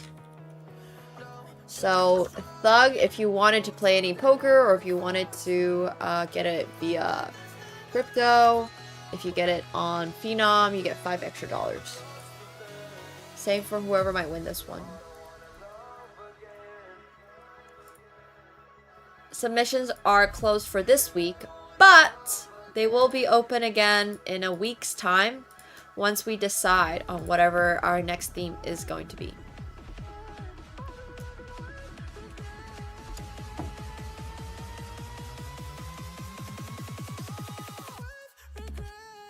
So, oh, it's actually a touch spicy.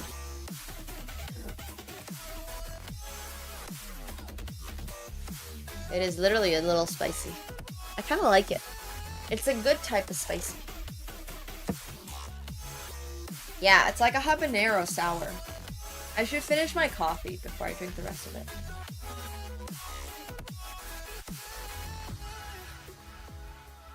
Thank you for letting us know who you voted for. If you have not voted, make sure you are voting. That game hurt my soul. I mean, ECG graph versus checkmate in 4. These are the options right now that are in the lead. I guess I Am Luck is not too far behind too, with the queen fork. Or rather succumbing to a queen fork.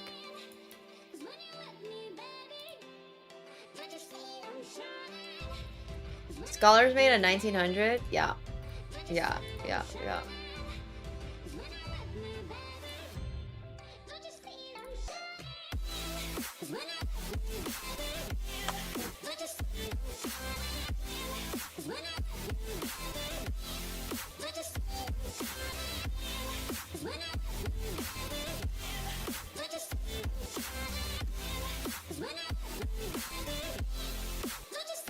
Maybe he was drunk.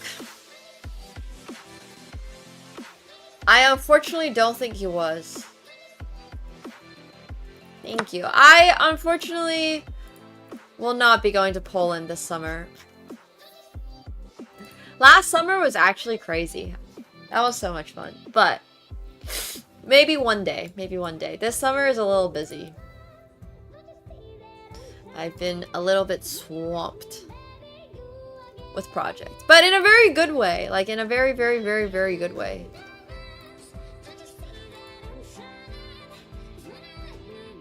Yeah, no. Well, I like pierogies.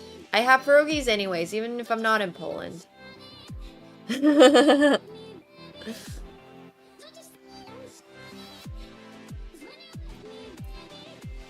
Ah.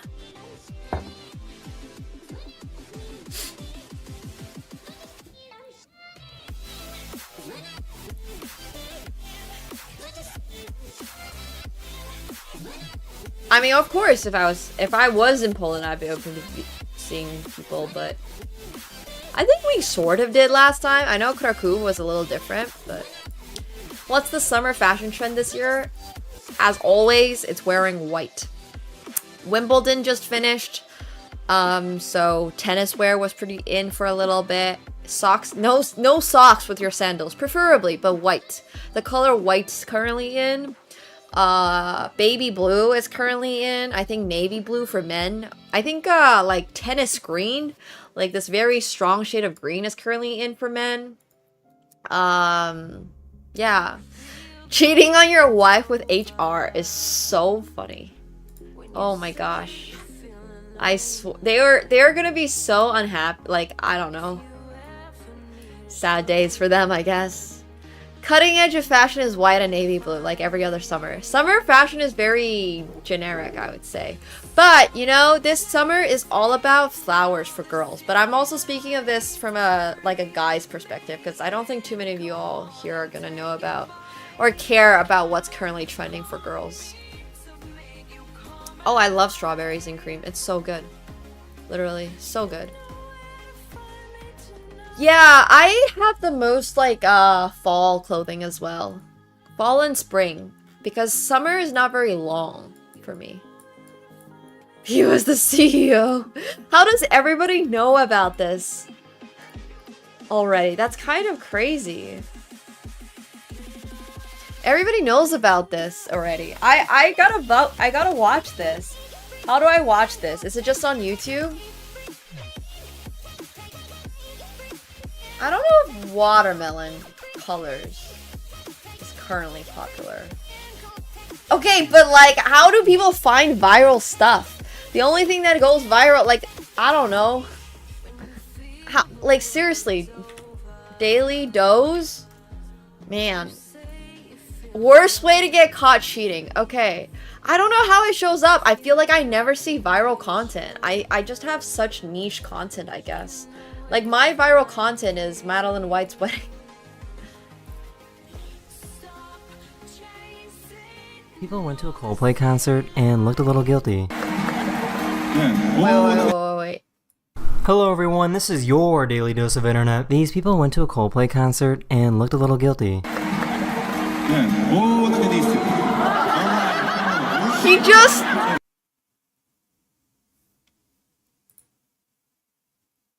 Oh my gosh.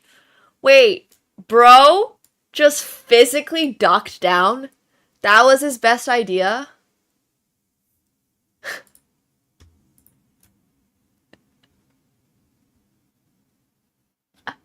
Wait, his instant reaction was to just... The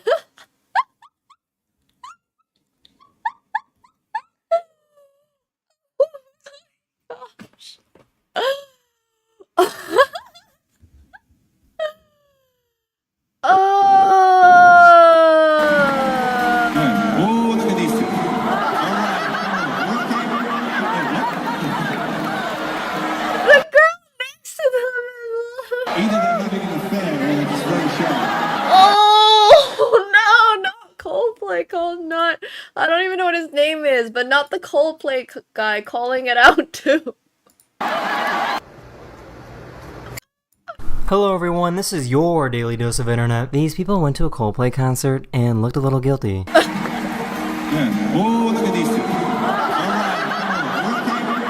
my gosh! Wait, this is genuinely so funny.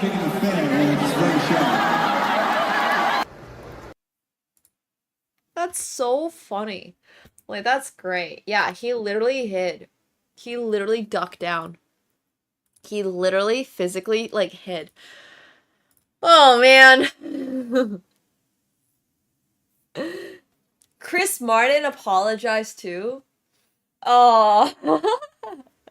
Yeah, I think he knew. But this is why kiss cameras are so bad. They're so bad for people that are like, I don't know. There's a lot of shy people out there too. But he really made himself look guilty. He really made himself look guilty. He was there like, oh man. Yeah, exactly, Leffler. Also this, why would you not just stand next to each other? No, that is so weird. Like, kissing for an audience is so weird. I've always thought that concept is weird. And the fact that like, okay, fine, I'm not gonna ever do it myself, but even if other people are on it, I just feel so awkward for them. Even if it's not like an affair situation, even if they're just there, like, even if they're I just feel like it's so freaking awkward. Man, that is so awkward. That's so funny. Yeah, but I don't like the anything for content. I get it, but yeah. Also, did Boyshak win? Sorry, I missed that. I got distracted by the kiss cam. Oh, it was 12-12 between Skrillosaurus and Boyshak. Wait, we need a vote off. It's a vote off! For 25 buckaroos. Worst game. Skrillosaurus Rex. Alright. You guys are getting 3 minutes for this one. Yeah. Could you imagine working in an office on Monday? Oh my gosh. That's wild stuff. That's wild stuff. So, Skrillosaurus' game is the one with the EKG graph, as always. You can see it right now on the screen. This is what his game looked like. A lot of red. Classic. Boyshak, on the other hand, got checkmated into 4 moves. There wasn't even enough time for his graph to become an ECG graph. It's an ECG graph, not an EKG graph, right? The company announced they put both on leave. Oh, that's so funny. Welcome, guys. Hello. I mean, honestly, nah, that is devilish. It's on a ski jumping hill, true. There is no saving for Boyshak's game. We're currently wrapping up Flex Friday. If you guys want to participate in this voting, currently it's a vote off for who has the worst game of the week. Boyshak has managed to lose in 4 moves, the classic Scholar's Mate, and Skrillosaurus has managed to lose after a tough battle, not necessarily against his opponent, but with his own thoughts. And is now on track to, yeah. Not sure who he was battling in this game, but it sure was not his opponent. No, obviously not Kevin, but like, I don't know. I bet there's a very high percentage of people who hook up within a company that they're not supposed to, you know? Like, I think that is a very high percentage. Based on all of the shows, based on all of the TV, based on all of the books, on the dramas, on the movies, I have seen that happen so much. I can't personally speak for myself because I've never worked in an office, but it seems like it happens a ton. A lot of people apparently meet their significant others in an office or whatever. None of my business. So I'm not that surprised. What's really funny is that they wouldn't have the brains to not do that at a Coldplay concert when there's other people around. During Kiss Cam! You can just not do it during the Kiss Cam! Yeah. Like, not with the head of HR? I don't know. I mean, I don't know if there's anything stopping you from... Yeah, I have no idea. I have no idea how work parties go. I honestly am okay not finding out, but... yeah. In a VIP box? Oh my gosh, I can't believe they did that. I mean, I can believe they did that, but... Oh my gosh! And Skrillosaurus wins with 14 votes. And this is a dub for Skrillosaurus because I assume you're gonna take it on Phenom. So you get 30 buckaroos instead of 25. He gets a $5 bonus. You forgot to vote? Oh man, that's alright. I'm sure you would have voted for the ECG graph anyway, so... congratulations on our fail winner of the week, Skrillosaurus, and congratulations to our flex winner of the week, Pranav, who is probably now in bed, but yeah, vote fail. Honestly, coming in from Boyshak. Or lack of coming in from Boyshak. So we're gonna VIP Thug. Congratulations. Make sure you guys are voting for or participating in the future, and then we're gonna un-VIP some people. Literally the definition of getting caught in 4K. It's honestly funnier that Chris Martin just was like, Well, they're either having a affair or they're really shy. That's gonna live rent-free in my head. That is straight up going to live rent-free in my head. That's so funny. I love it. I really love that. The fact that he called them out on it too is so funny. Alright, that's great. That's fantastic. Okay, cool. Congratulations for all your flexes. I'm going to try to get a higher bullet rating, as I always do. So, make sure you guys are checking out Flex Friday for the future if you did not get your submission in on time.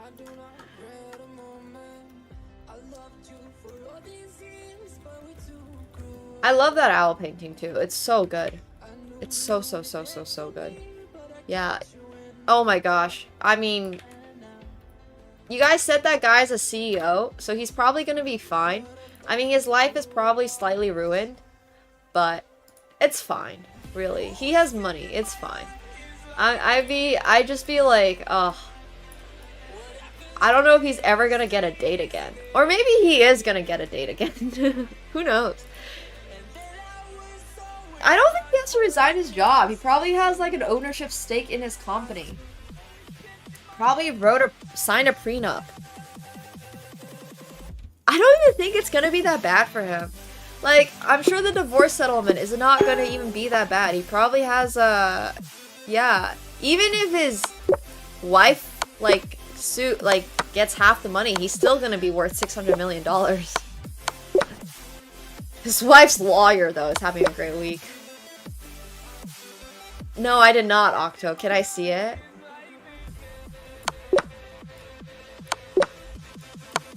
Now I'm all in on this tea. Show me. His wife is hot? Or the HR manager is hot? His wife is hot makes that so much worse. What the heck? Bro. I couldn't even see the CEO. Like, I literally could barely see him. I don't even know who he is.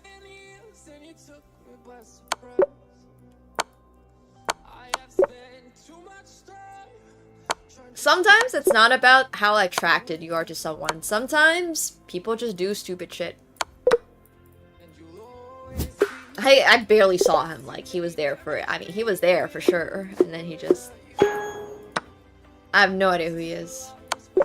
I don't even know what, like, company he was working for. Nah, I think, like, cheating is... Sure, maybe, like, normal because it's been so standardized or whatever, but nah. That's a breakup right there. No second chances. It's just like... just no social media. That's kind of my point. Like, it's never been really okay, but just... people still did it because it was harder to be found out about it. So...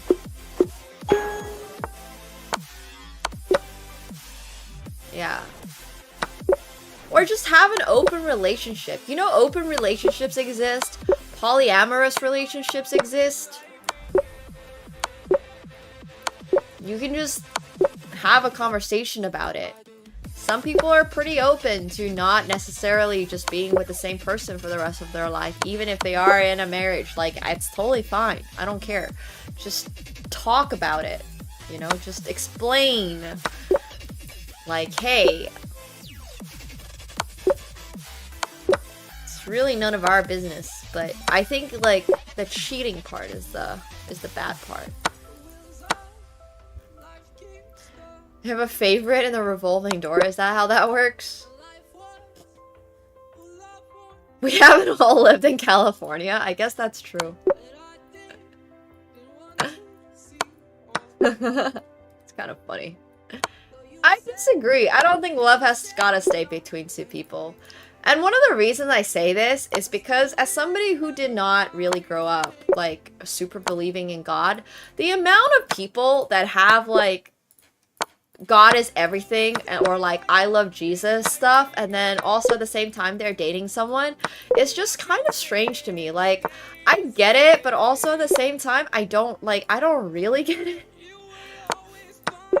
So what is the difference between somebody who does actually, like, right now, currently exist versus somebody who does not, maybe, sometimes, like, is some, like, sure, they can exist, I'm not saying they don't, but I'm just saying, like, what is so different about that? Like, why are you okay with one but not okay with the other? I don't really get that.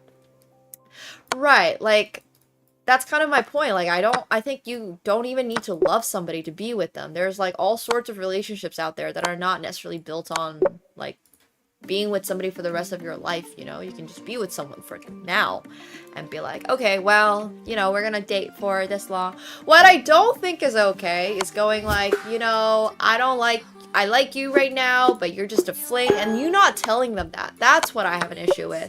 I got nothing wrong with people being like, oh, I currently like you, but it's just for the summer. When summer ends and I gotta go back to work or whatever, we'll never see each other again. And if you don't tell someone that, then I think there's a problem. But I don't care if somebody's like really upfront about it and be like, we're dating, but I'm not for marriage. I have no interest in marrying you. If you want to date, let's date. If you don't want to, that's cool too. I have nothing wrong with that. I think it's just like, as long as you're just upfront and kind of honest about it, I think it's cool. Like, I don't fucking care. If you want to be with somebody that loves you, great. If you want to be with somebody that doesn't really love you, then that's also great. I don't, like, it's none of my business. But what I don't think is okay is, for example, if the CEO told his wife that he's not seeing the girl from HR, they're just going to the Coldplay concert as friends, and then being found on the kiss cam, that's when I see issue with it. If his wife is like, yeah, we're both in an open relationship, she's also seen other people, or maybe she's not seeing other people, and maybe she just knows and he's explained the situation, then that's fine, I don't fucking care. Like, I just don't really care at all. It's just about, it's not about, like, what your relationship status is. It's about what you are as a person. Like, it's much more about what you're doing as a person. So.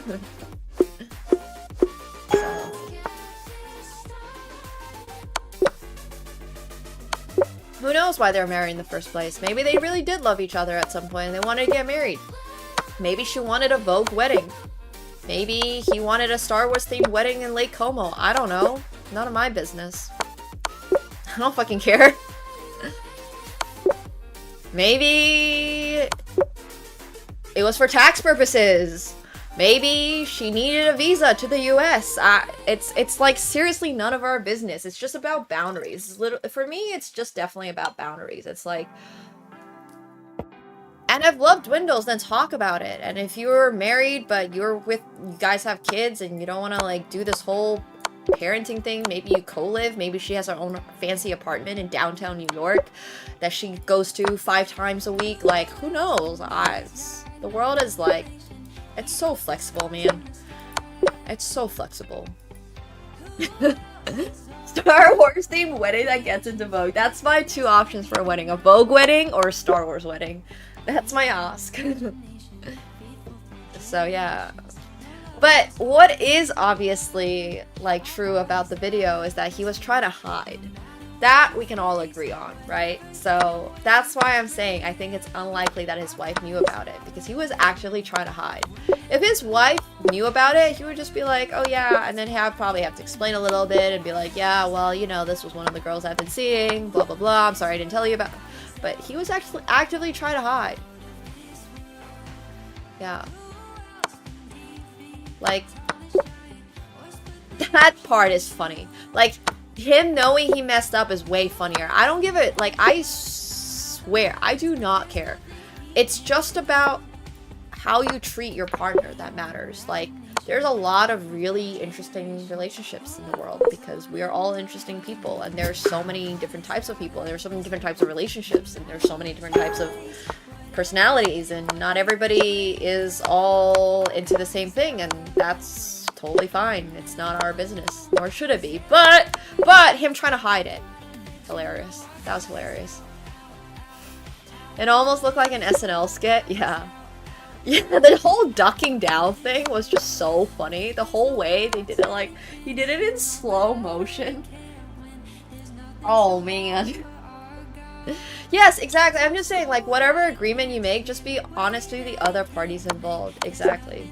Yeah, that's literally what I'm saying. Like, it does not matter. Like, the rest of the world should not be that concerned about your relationship. But, that being said, that video specifically is hilarious. Like, that being said, man, that guy, I don't know if he did it on purpose or if he did that because he thought it'd be funny, but when he did that, that was very funny. Maybe this is all just a massive prank.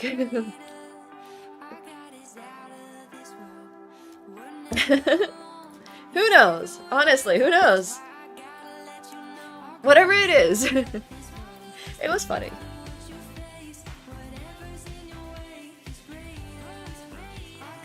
Yeah, exactly, Thunder. That's what I think too. Life's too short to worry about other people's relationships, really.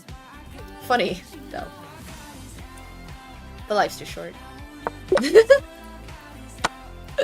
No, I did not realize how funny that would be. I thought this was gonna be another, like, really boring, like, viral video. I'd be like, ugh, why is this even viral? But no, that's funny. Maybe it's just, yeah, I mean, I still don't know what his company is, but maybe it's just viral marketing.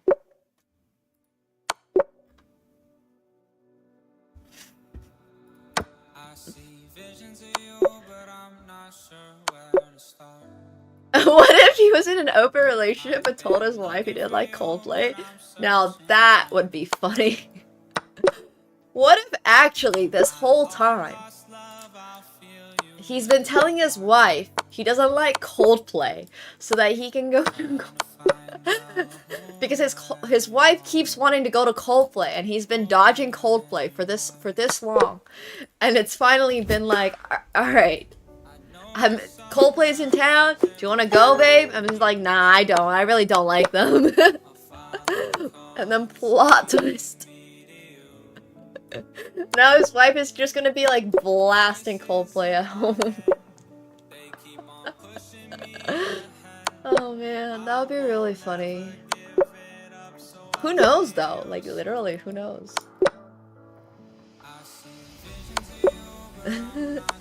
Viral marketing. Maybe Coldplay planted them. Now he's gonna get like lifetime tickets to Coldplay concerts.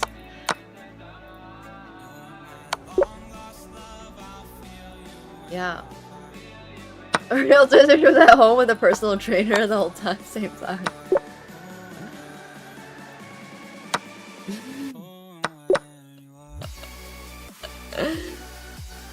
Oh. I mean, it's actually kind of wild how good of a year Coldplay's having in concerts. I haven't heard a new song from Coldplay in like 5 years, but they just keep doing concerts.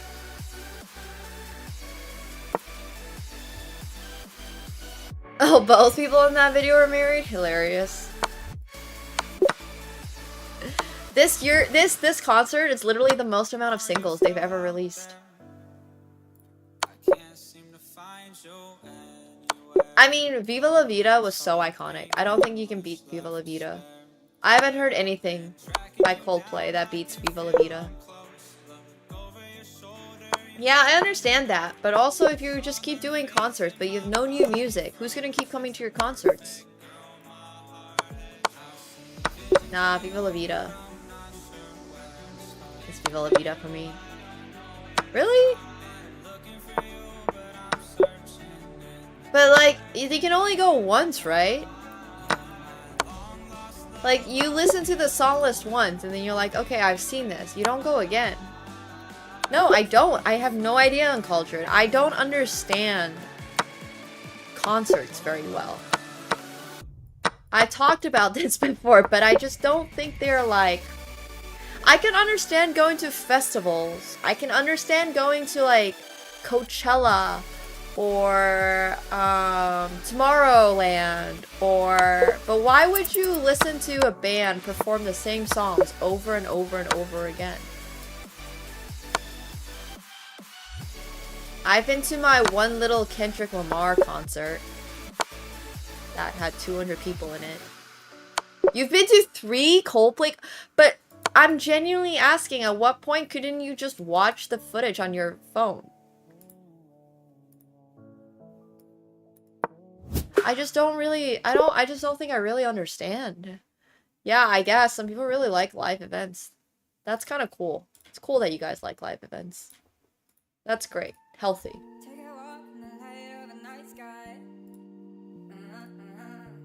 But are they even performing? Like, are they actually singing or are they lip syncing?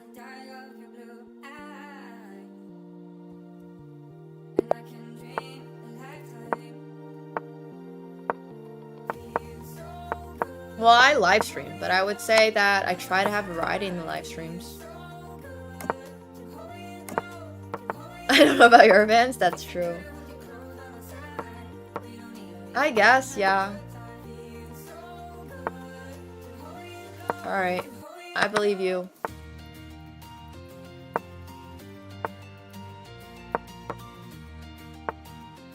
Coldplay just made traffic that bad, huh?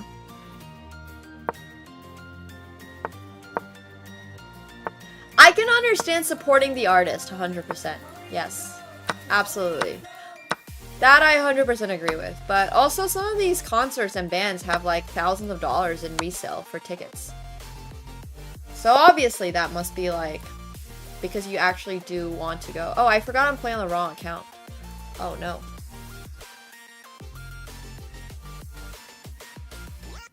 There are enough people.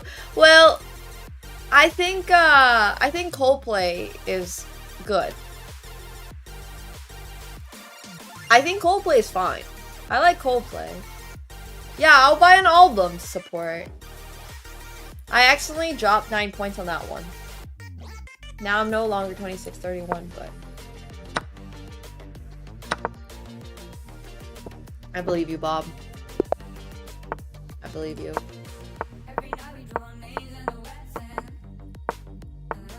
I guess it would be me if I could pay to get to like watch some of these fashion shows. I would pay to go watch them, but unfortunately the fashion shows I want to go watch do not sell tickets. So therefore, but I get it. I do get it.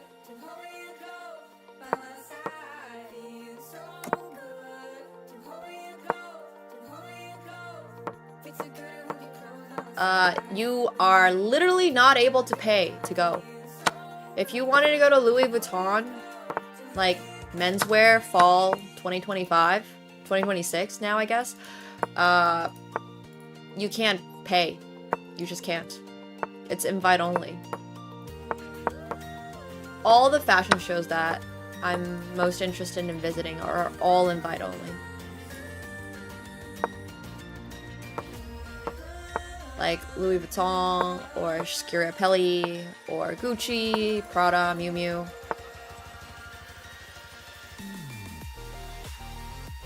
Not yet. Hopefully. One day, Mustard. One day. Well, you need to befriend the designers usually, or the fashion house. Or be like a model. So maybe one day. But not yet. But it's okay. It's cool, like, spectating it on socials, too. Sounds like a cult group. I guess, in a way, maybe. I'm not sure. I'm working on that. Working on it. I don't think it's that snobbish. I mean, they only have a certain number of seats. Fashion shows are not held in baseball or in like football or stadiums or anything like that. There's only like a certain amount of space. I don't think it's that unusual. It's a bit like hosting an event for a close family and friends. That's what these shows are sort of like. That's the vibe, you know? That's kind of the whole vibe. That's kind of the whole point. But yeah. They make money off of the sales of their products. So the influencers that go to these shows, they post about it, they share it, and then people are interested in buying these products. So for example, yeah, there's like ready-to-wear lines, and then there's also just straight-up couture lines, which are like really only sold to the people that are there to be fitted for it and then pay whatever amount it is for the designer to make them a custom piece. That's how they make their money. I think attendance is like in the low hundreds for like a Louis Vuitton or a Gucci show every year. There's not many people that go, or get invited, I should say. It's pretty tight. But that's why it's couture. It wouldn't be couture if it wasn't so tight, you know?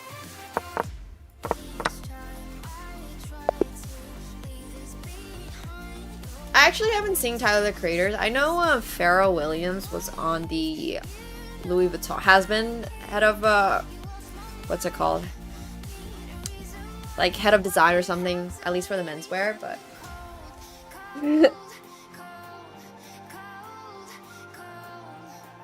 I know, they sell clothes through fashion shows. Who would have guessed that? Who would have guessed that? But yeah, fashion shows are really interesting. It's an interesting business model. But a lot of the time, it's not the fashion runway shows that actually make the money. It's the ones that it like provides popularity for the brand. And then the brand basically uses that popularity to release the ready-to-wear line, which is the one that you can find in the stores. The ones that you actually see on the runway are sometimes sold because people, like I mentioned, like, for example, Crazy Rich Asians type weddings, right? People are always looking for that kind of stuff. But a lot of the time, it's really the ready-to-wear that becomes popular. And for example, with Balenciaga, which... Look, some people like Balenciaga have a really crazy season, like let's say their spring season 2026 is really awesome. And then people suddenly start searching for Balenciaga, and maybe they can't afford whatever is being put on the runway, but they are able to afford the sunglasses, the bags, the shirts, the towels, whatever it is that Balenciaga decides they're selling this season. They're able to afford that, and they buy that. So that's really what makes the money for a lot of these fashion brands. But once again, it really can depend very much on each designer house. There are some designer houses that are almost like 100% couture, like Iris Van Harpen do very, very customized stuff.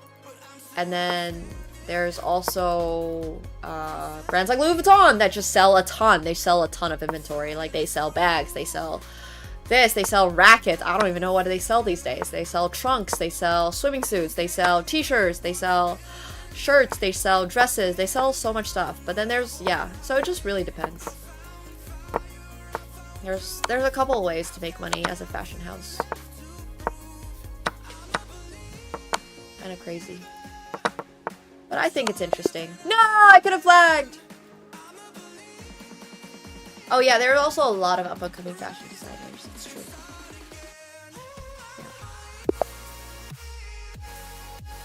Yeah. It is true.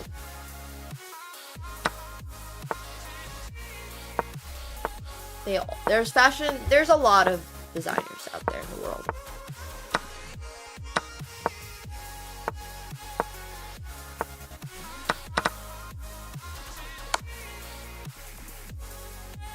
Hello.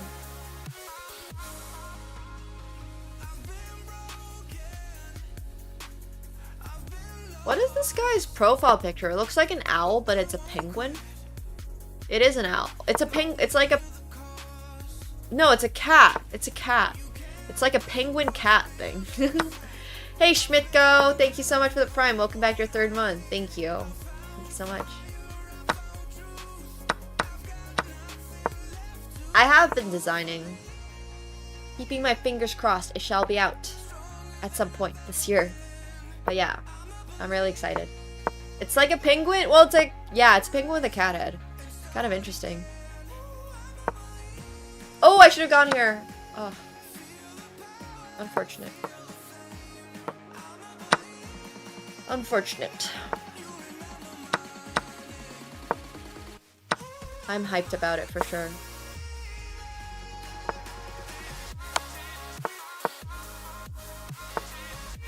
But I think fashion is really fascinating. You don't have to agree with me. I just personally think it's very fascinating.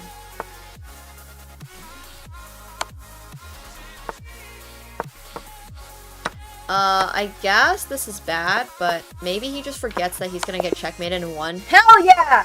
Did you guys hear what I said? I told you he might forget he's gonna get checkmated in one. He did forget.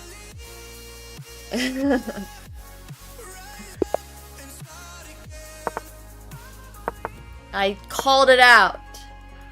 I should get bonus points for calling that out first.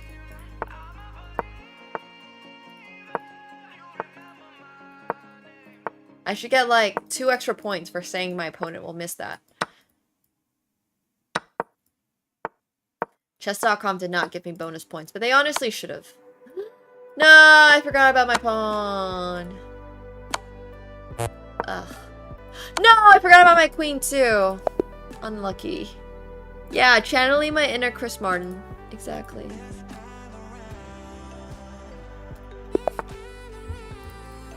Yeah, I should get bonus points for being psychic.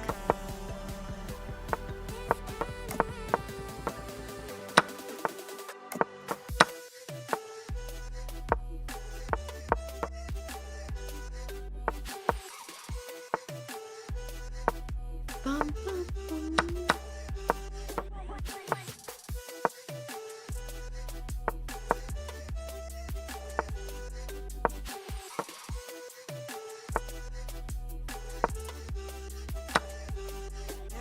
Remove for the fork the next game? Exactly.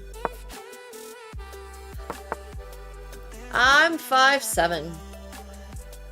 I'm not really runway height. Unless all the other models in the runway were 5'7" as well, but obviously.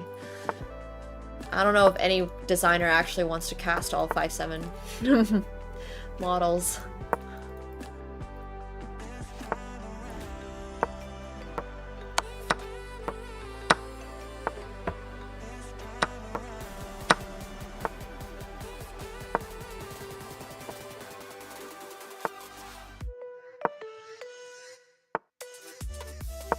Yeah. If I was a couple inches taller, I would have had the option of choosing between WNBA or runway. No, I'm joking. One of my favorite WNBA players is Cameron Brinks. I don't have any idea how she actually plays, but I just like her style. And she seems really tall.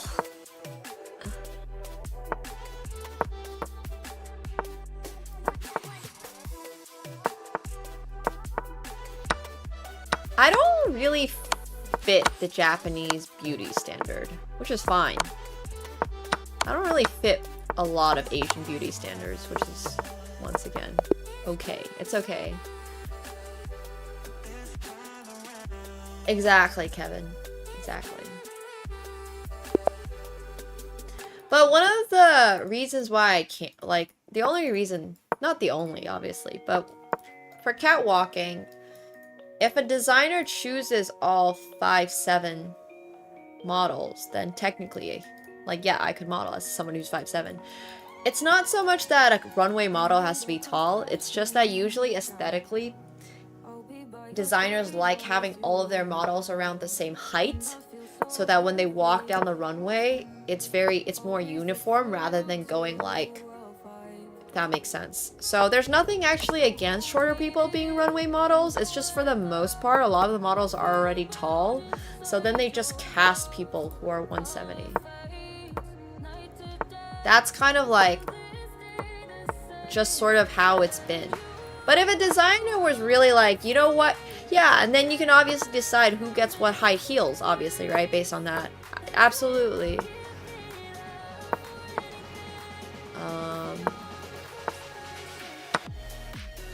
But yeah. They just want like the camera. Yes, they exactly. They just want it to not be awkward. Like they don't want someone to have to accidentally like suddenly adjust the camera so it like fits you in the frame or something. But it has a lot less to do with actually like you gotta be this certain height and much more with like, okay, we want everyone to be around this height. Otherwise, please, this is gonna be a little weird.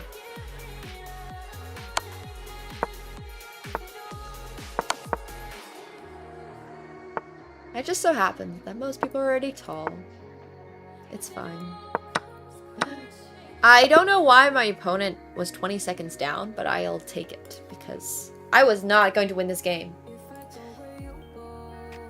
Yeah, but luckily there's a lot of people, right? There's a lot of people you can cast from. There's no shortage of models, really.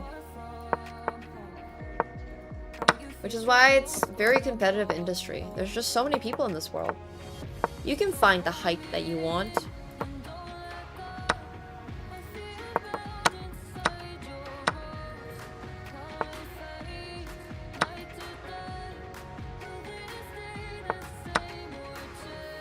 You'd be able to.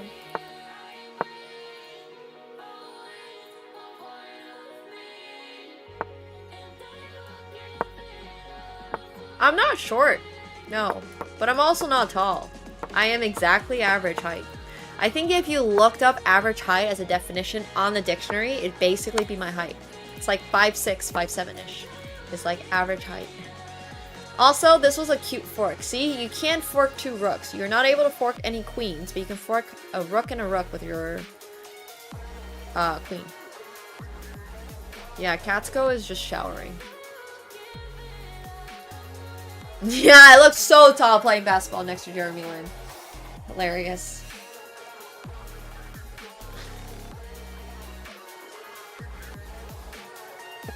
Yeah, I'm only 2 inches taller than average. I'm not that tall. It's like a bell curve, right? If 5'4" is the average, then if 5'4" is the average, then 5'6" is not that far away from the average.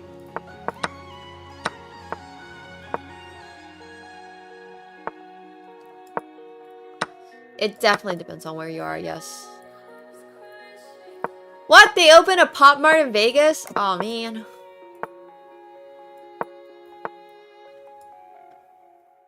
Sorry, I meant 5'7". It's about the same. 1 inch is not gonna, like, make or break it. Oh no, sorry to hear that. Hope you can recover.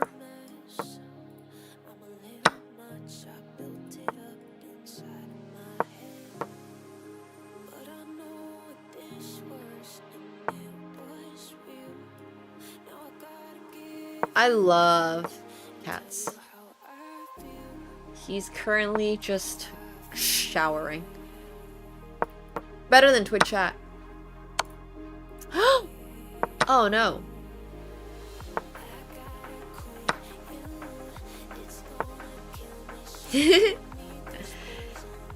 Yeah, well, too bad I'm not competing with Brazilian men for modeling gigs, huh? This did not go well. Oh, this guy's name is literally just Eric. Yeah, but cats actually have some type of antibacterial stuff in their mouth, or is that dogs? I thought that maybe that's dogs. I think it's dogs. There's something about the saliva of like some animal. I can't remember what though. I don't think it was cats. I think you're not supposed to. Like, if a cat drinks out of your cup, for example, you're just not supposed to. Dog smells are nasty, not buying it. Fair enough, fair enough.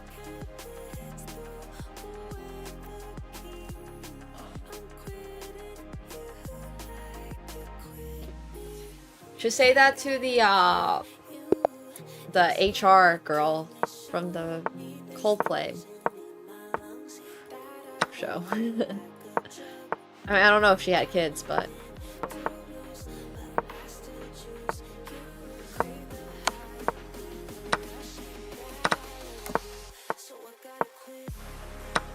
Uh-oh, this looks bad. No, I'm pretty sure it's talking about something saliva related, honestly.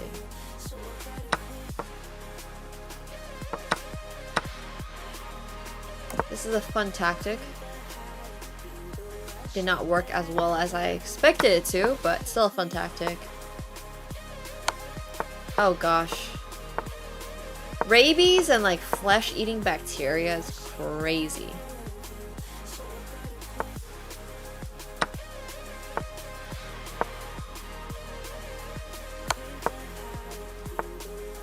I hate it when the cat licks me. His tongue is just like pure sandpaper. It's actually so uncomfortable.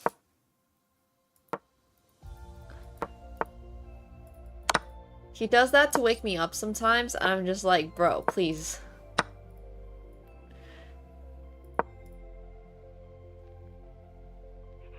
Yeah, the way that animals, like, their bodies treat microbes and stuff is wild. So different. I wish I had the immune system of a dog. For sure.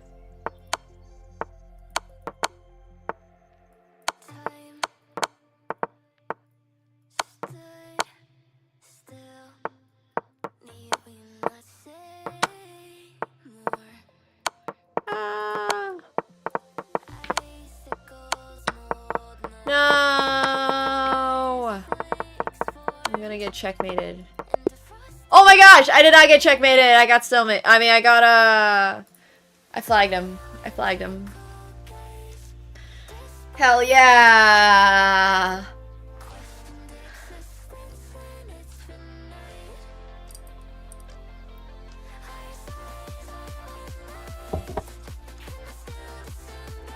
Yeah, I understand why their tongues are like that, but I'm just saying, it's not very uncomfortable to be licked by a tongue that's able to pull meat off of a bone, you know?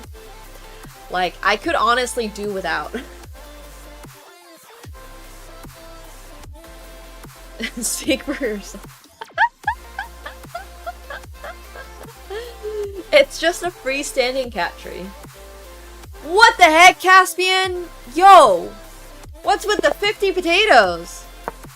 Thank you so much for the 50 potatoes. Oh my gosh. Thank you. Thank you, thank you. Hell yeah, Caspian. Hope you're well. I somehow have triple pawns in this position, but that's okay. Oh man, this position is looking rough! It's looking rough. I'm glad to hear it. I have all of the isolated pawns. It's rougher than a cat's tongue right now. This position doesn't get much worse.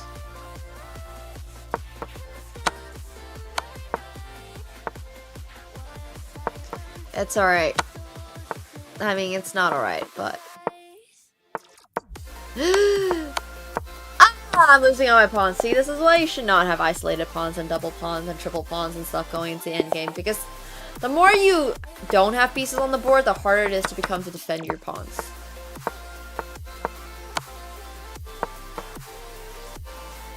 Prince Caspian is from Narnia, right?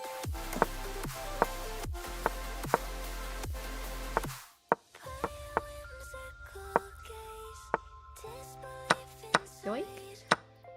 Hell yeah. I know my literature.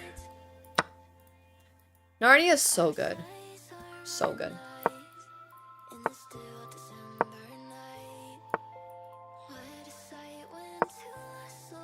That's cool.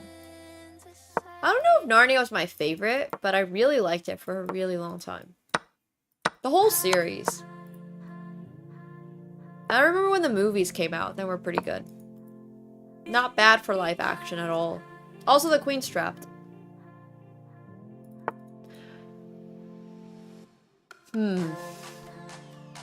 Alright. That's a little annoying. Sounds good, Lone Gamer. They're doing another remake?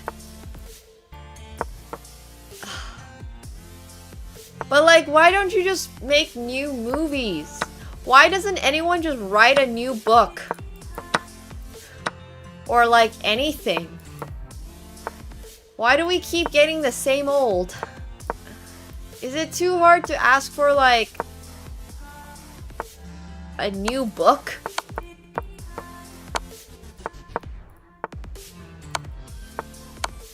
They do be lazy.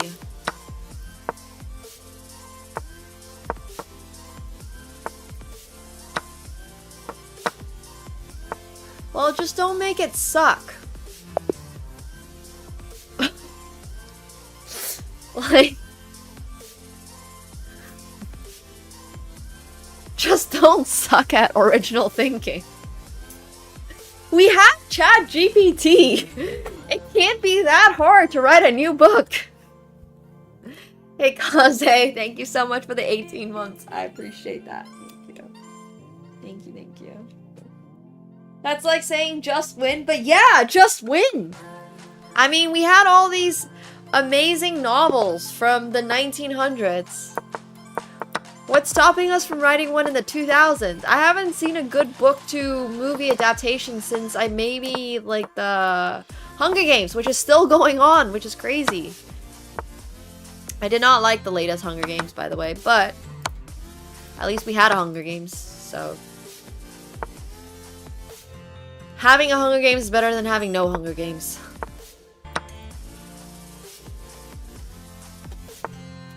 That's my opinion.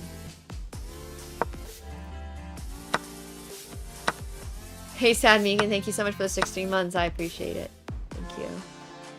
Could have taken this with a check first. Oh well.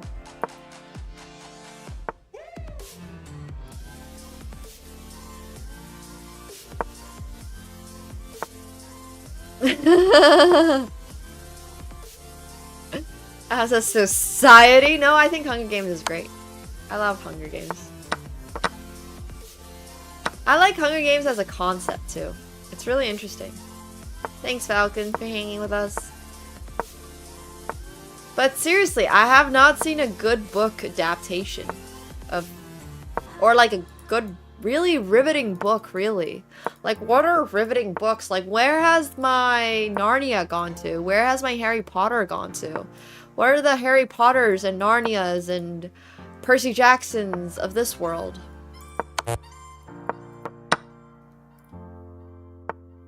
Like, a good series is lacking. I haven't had a good series in a long time.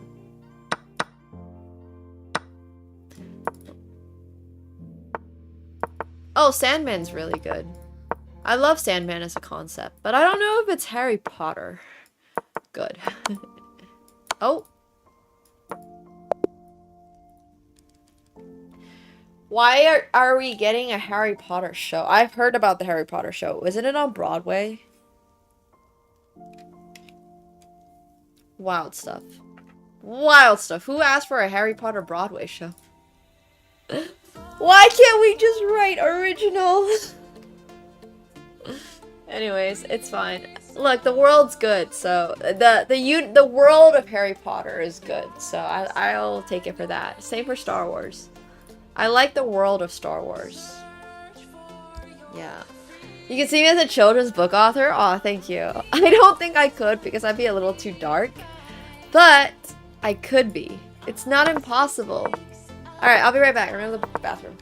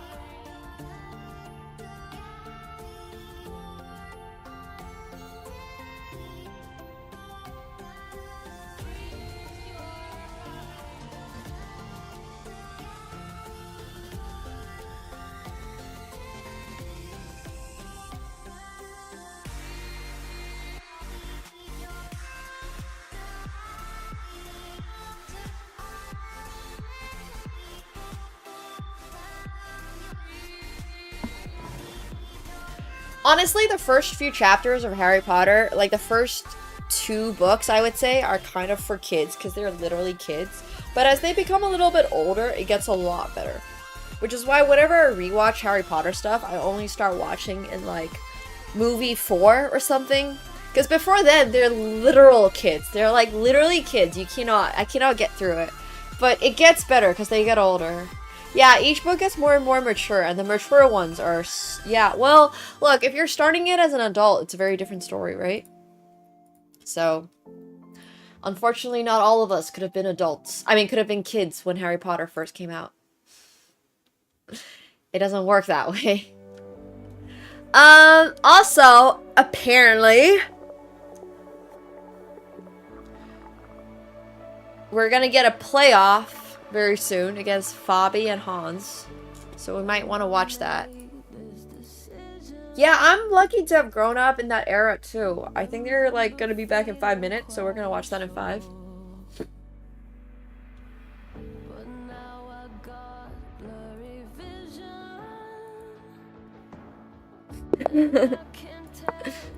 Whoa. I like Robert Pattinson. Also, we're almost 2571. Almost. 2600 is very realistic today.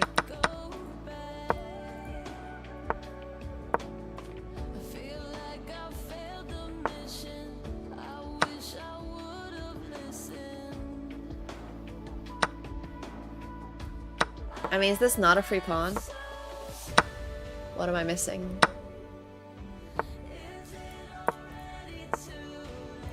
Oh, what's his name? Ronald Dahl or something? Oh my gosh. I read all of his books as a kid. They were like mandatory reading at school or something. And wasn't he like kind of problematic? Is what I heard. But I remember watching like a movie for that. I've read the book too, but...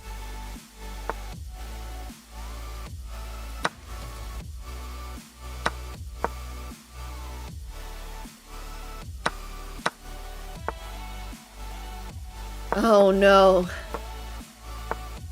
Yeah, I heard something about that. I mean, rolling is also not fine.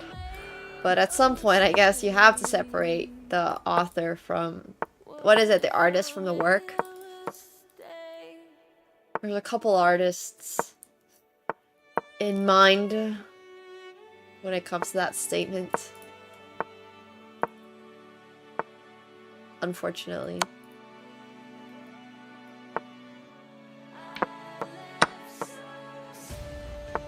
Yeah. C.S. Lewis, also not so fine. Who's an unproblematic though?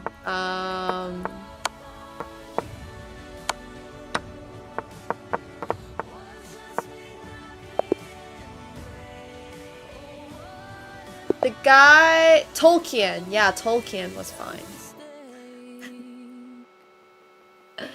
Unproblematic king. For real.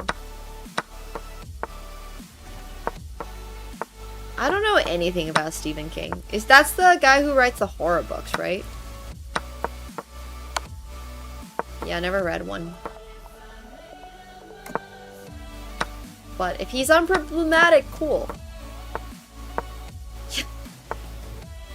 Isn't his name literally not even Stephen? It's Stephen. It's like Stephen King. No, I heard Dr. Seuss. Oh no, I think Dr. Seuss was just depressed, maybe? I heard something about Dr. Seuss as well, but I think it had more to do with depression.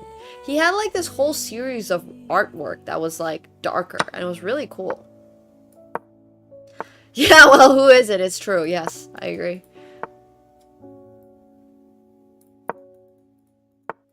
Oh, got it. Okay. Dr. Seuss? I thought Dr. Seuss has long passed. Bro's alive?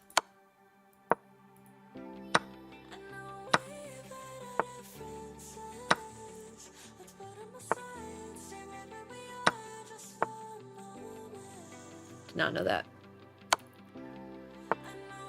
Okay, what's stopping me from promoting? Other than my opponent, obviously. Because my opponent's always trying to stop me from promoting.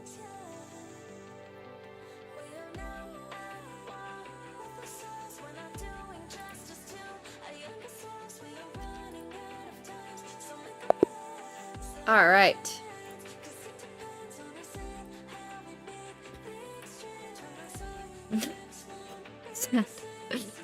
But, wait, okay. I'm almost at 2600, so we're not gonna stop playing. I was gonna say until we make a really big mistake, but we just made a really big mistake. It's fine.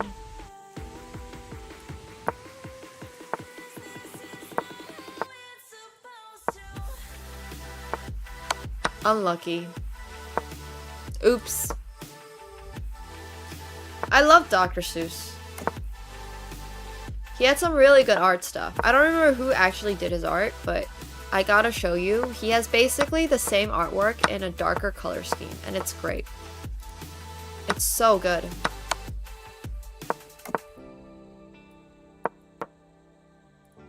Yeah, Dr. Seuss was out of this world. He had a different type of mind, for sure.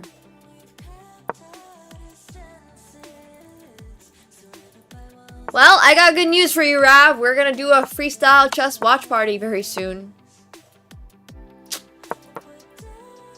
I heard they were arguing. That's the other thing I heard. Was that they were, apparently not agreeing or something. I don't even know what they were not agreeing on. I have no context. All I saw was a clip of them, I guess, Magnus and Hikaru arguing with each other about something. That's been my... I'm watching freestyle chess like it's the Love Island or something like that. My freestyle chess versus everybody else's freestyle chess experience. I'm here for the drama. No, sometimes I wonder that too, Unculture. I wonder that too. I can't tell you I've seen a game, but... Alright, let's relax on the strong language. You can say you don't like someone, but let's relax on the strong language. I can't tell if that's a sarcastic, there was drama, or if they're like, you're just playing it coy.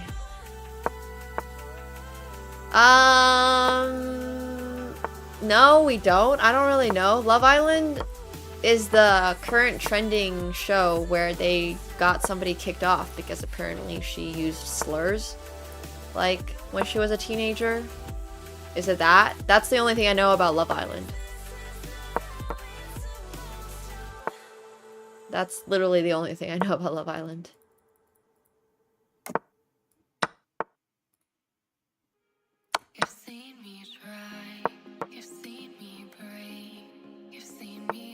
They sent ice?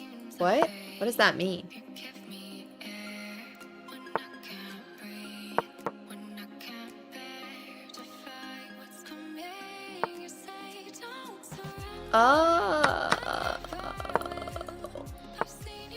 Oh yeah, Hikaru's also expecting a kid. I forgot about that too. That's crazy. Time moves too fast. I still remember the days. I feel so old sometimes. Because I've been in chess for so long. I've been in chess longer than... Yeah, I've been in chess for so long. I personally think none of their kids are gonna play chess, but who knows. I have a feeling neither of them are gonna play. That'd be crazy. No, there's no way they did that. There's just no way they did that. Okay, well...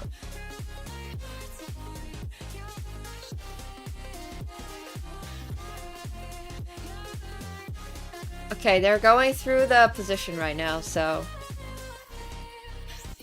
I still have a little bit more time. No, what is current? Is it current, though? Or is that just what you want them to think? Thank you. I actually managed to lose 9 points today because I forgot about it on my account, but at least I'm only 9 points lower rated than my top highest rated. It's fine. Their kids are gonna become mumble rappers. Well, whatever their kids do, I want them to like discuss it and pick it together. I want to see them in Wimbledon in like 18 years. I want to see them compete against each other in the next NBA. I don't know. Like, I just don't feel like a lot of... Sure, there's exceptions, obviously. There's Anna Kramling, whose parents are both chess grandmasters, but... I think... I don't know. I just wouldn't subject my kids to that.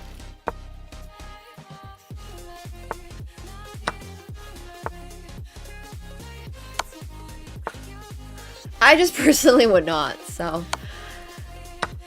Maybe, I don't know. I really don't. It would obviously be historic, but yeah, I don't know.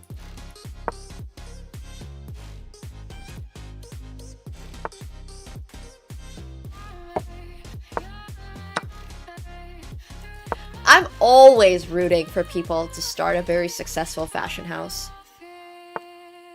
Always. But I'm starting to realize that that might be my passion more than most other people's passions.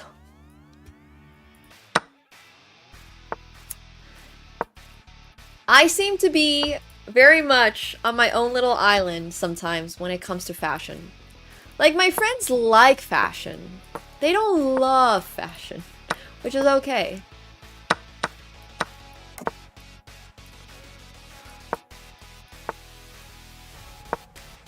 Nemo's a good name for a fashion brand. I'm glad you think so.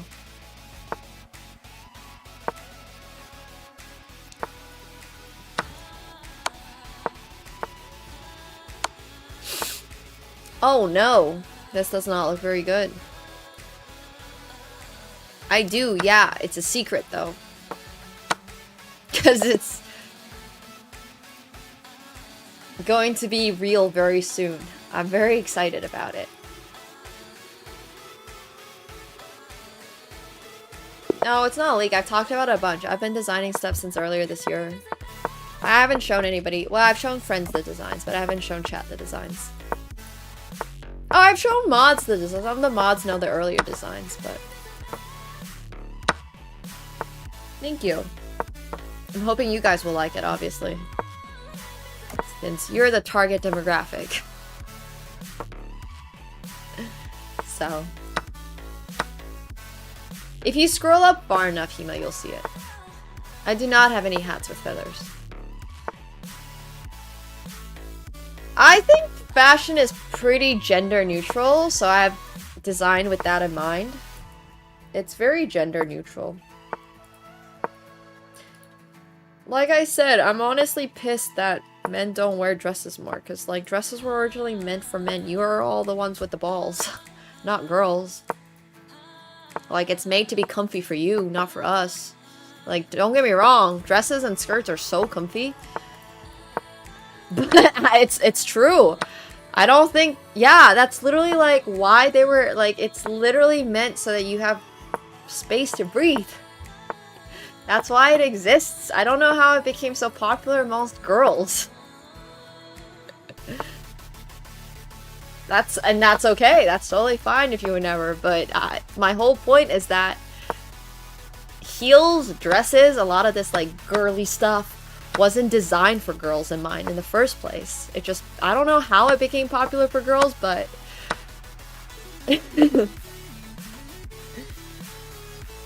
dresses from now on. I personally think men look better in skirts and with a t-shirt than an actual dress.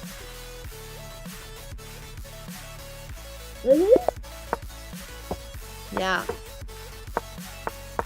But if you look up the history of like heels and stuff, made for horseback riding. And guess who was historically allowed to horseback ride? Not women. Oh yeah, toga party. Togas are basically just dresses. I mean, it's more like a bedsheet draped over you, but it's still a dress. Exactly, Lone Gamer. Yeah, that's what I'm saying. Like, I don't know when this whole idea that like fashion or clothing has such strict gender roles. Like, obviously there's some things that are like marketed towards women. Yeah, absolutely, 100%. And there's a lot of things that are marketed obviously towards men. Sure, absolutely. I don't disagree. But I don't know when they started being such like rigorous, like you can wear this, but you can't wear this, but you can wear this, but you can't wear this. And it's like, well, what if we just let people decide for themselves? And if they look good in it, they can wear it. And if it looks like a fashion faux pas, then they probably shouldn't wear it. I really don't care what people wear as long as it doesn't look bad. Like, if it looks bad, that's when I have an issue. If it looks fine, I don't really care. That's the only time I will make a comment. I'll be like, that looks hideous. I have a lot of thoughts about that. Faux pas is like when you're not supposed to do something, like a no-no, like wearing zebra print with cow print, like wearing a skirt on top of all those skirts on top of jeans are so Y2K coded. I don't even mind that. Oh yeah, exactly though, for sure. Like if you see everybody in the 1800s, 1900s, everybody was feeling so bonita. Where did the times go? Brown shoes, black belt is kind of a fashion faux pas. Yeah, that's true. It looks better on women than men. That I do agree with usually. But my point is, I just don't think we need it to be so, like I wear gender neutral shirts all the freaking time. Like, can we all just agree there's never really a time when a t-shirt should be like girl only or guy only? Just wear whatever t-shirt you want. Does that kind of make sense? Like, I think skirts and like skinny jeans and stuff like that is a little different, but I think for t-shirts it's this is the clearest example I have. It's just not that big a deal. If you want to wear a pink t-shirt, wear a pink t-shirt, man. I don't care. Carry that purse if you want to. Okay, I don't know about tube tops. That's more of a please don't, because I don't think they look very good. That's just a different conversation. Like I said, it's a different conversation if I just genuinely don't think you'll look good. Hello? Hello? Heels. There's good heels for guys. Y'all know that they make heels for men. They just don't call it heels. What do you think your shoe that has that little platform in the back? Where do you think that comes from?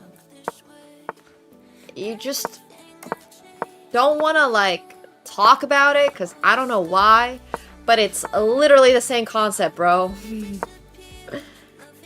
It's literally the same concept. It gives you a little lift. Yeah. I do agree. Bandage dresses, stuff like that, probably not meant for everyone, but...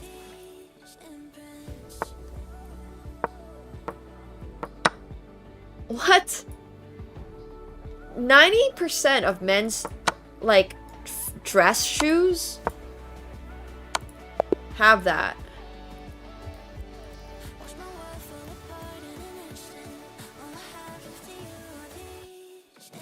Where do you think you guys get this little inspo from?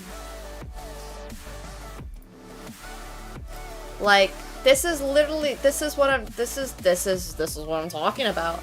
So do cowboy boots. Yeah, exactly. Well, heels were designed for men. They were designed for like horseback riding, and then eventually people stopped riding horses, and then, you know, like, you can literally see it here. Like, you have dressier shoes that might give you a little bit more, but you can clearly see that that is, like, not just flat, right? That's like a little heel. Like, this is flat, sure. But these little guys...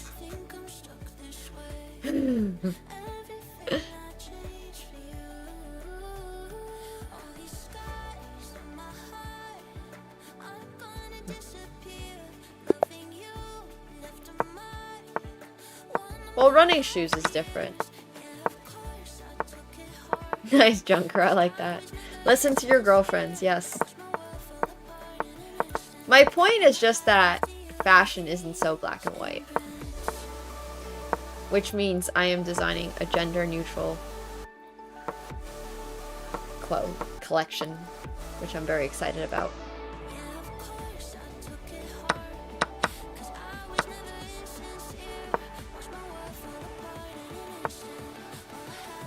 Does not matter what your gender is. You'll enjoy it. It is not tie-dye. Please. No tie-dye. There's no skirts in the entire catalog, actually. Yeah, we'll play poker in a little bit. No rompers either. No rompers. I mean, I was gonna wait until this match started, but their match seems like it's taking forever to start. They're still just... I don't even know what they're doing. Oh, now they've started. Okay. I don't want to get sent a cease and desist, so we're not going to watch the live stream, but we're just going to watch the game. Almost poker time, yes. We're going to watch a little bit of this. How long do these last, by the way? The velvety jackets that men like to wear, like in this event, you mean? I think it's cool. I like it. They apparently don't get to keep it. Fun fact.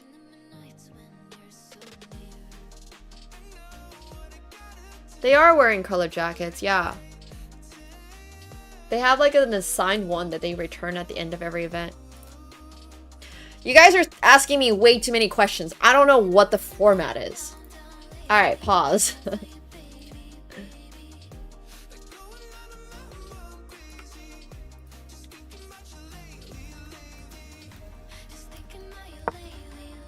I honestly have no idea. Let's find out. How do I access? I like the color scheme they've chosen. Okay.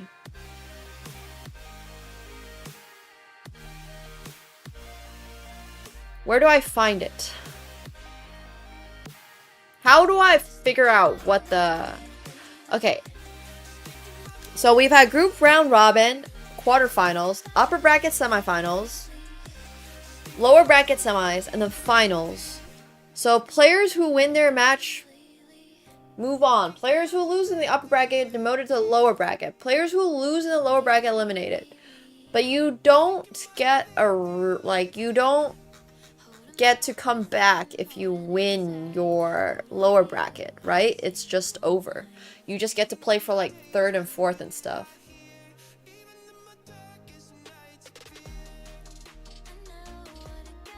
It's true uncultured, exactly.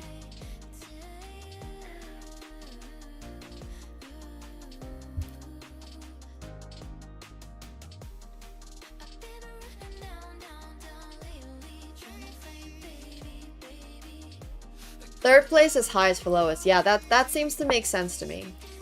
I get it.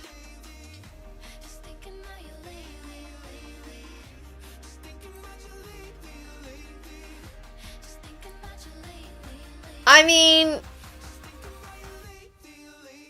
Wait, what are we playing for here again? Hans making it into the finals? Why are the pieces looking like this, by the way? This is what they chose? Alright, fair enough. Why does this king look like a pretzel? That's what I would like to know. Why is this pawn's head floating? Alright, you know what? It's fine. Everything is fine. The pieces are totally fine. I can distinguish what they are. Hell yeah, loud. Hell yeah. It is a pretzel. I mean, it looks like a pretzel. No, the king looks like a pretzel. It is a pretzel.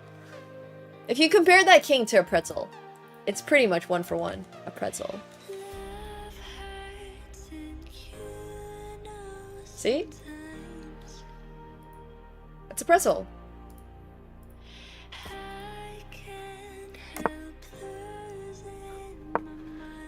I love the pretzely king.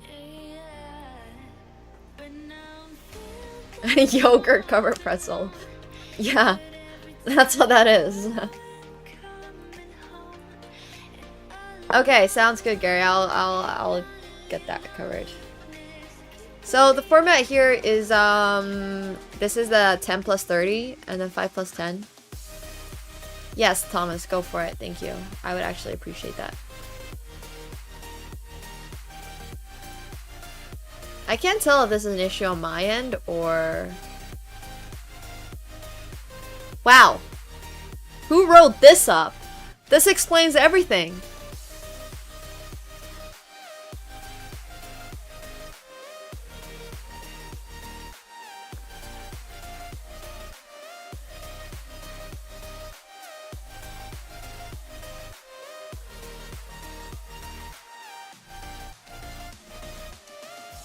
Okay, I get it. I get it. It's complicated but clear, yes. In case anybody was wondering, this is the format for this freestyle chess event.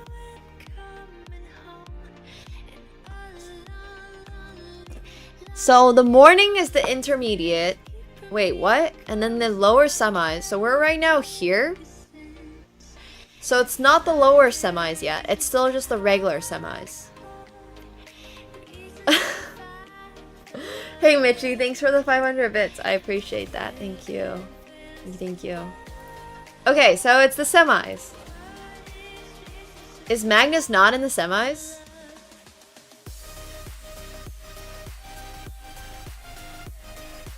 Wait. Is Magnus not playing? Wait, did he just not make it into the quarters? I'm so confused. I actually have no idea what happened. Oh, he finished 5th in the group and lost? Oh, he's not even... Oh, that's crazy. He didn't qualify for the upper half. Oh, that's wild. I actually had no idea. Neither did Hikaru?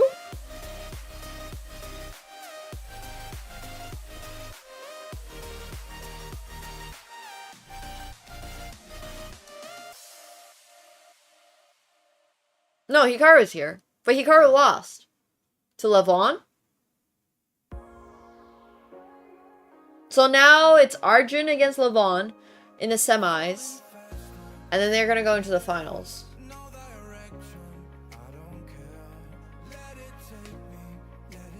Hans is in the top, yeah. Hans is currently fighting against Fabi right now. So Levon's already in the finals?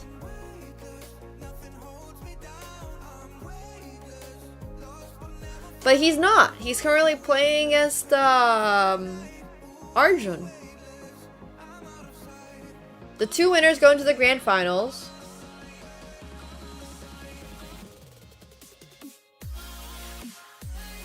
What's that TwitchCon event that somebody broke their back for? One side of the finals is already decided.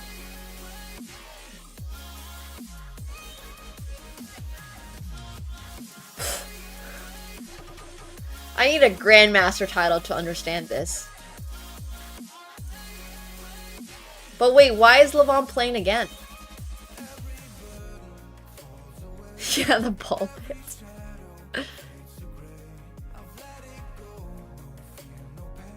That's a vibe chart. I'm not understanding, I'm sorry. Okay, pause. So Levon's already in, which is why he's not playing right now. So whoever wins this is going to play Levon in the finals. Because it's not loading for me. I just have a black screen. I would watch it if I was able to. But I can't. And I can't imagine them to be explaining how that works.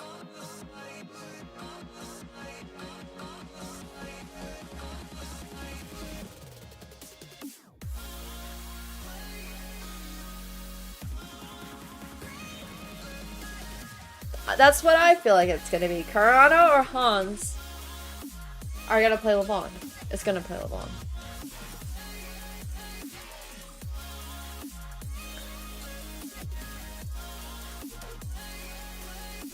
Okay.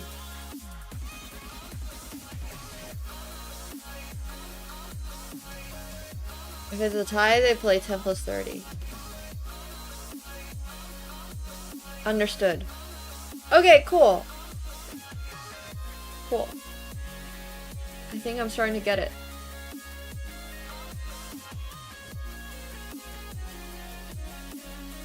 I was gonna say 50 plus 10 seems a little crazy.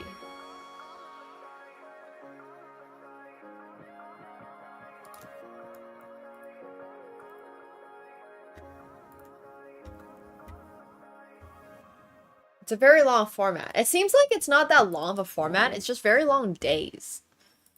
Their days are very long. They've got a lot they gotta do, which is pretty interesting. In one day. Like, they have to finish the whole match. It seems...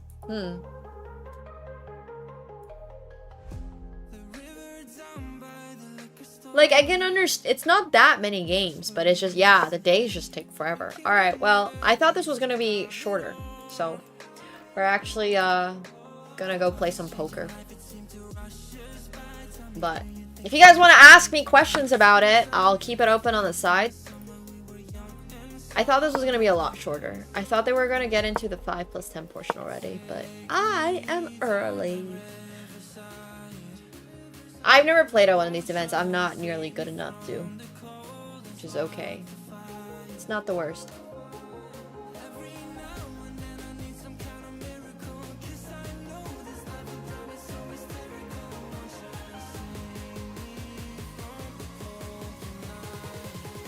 No, it does not mean that, Akal.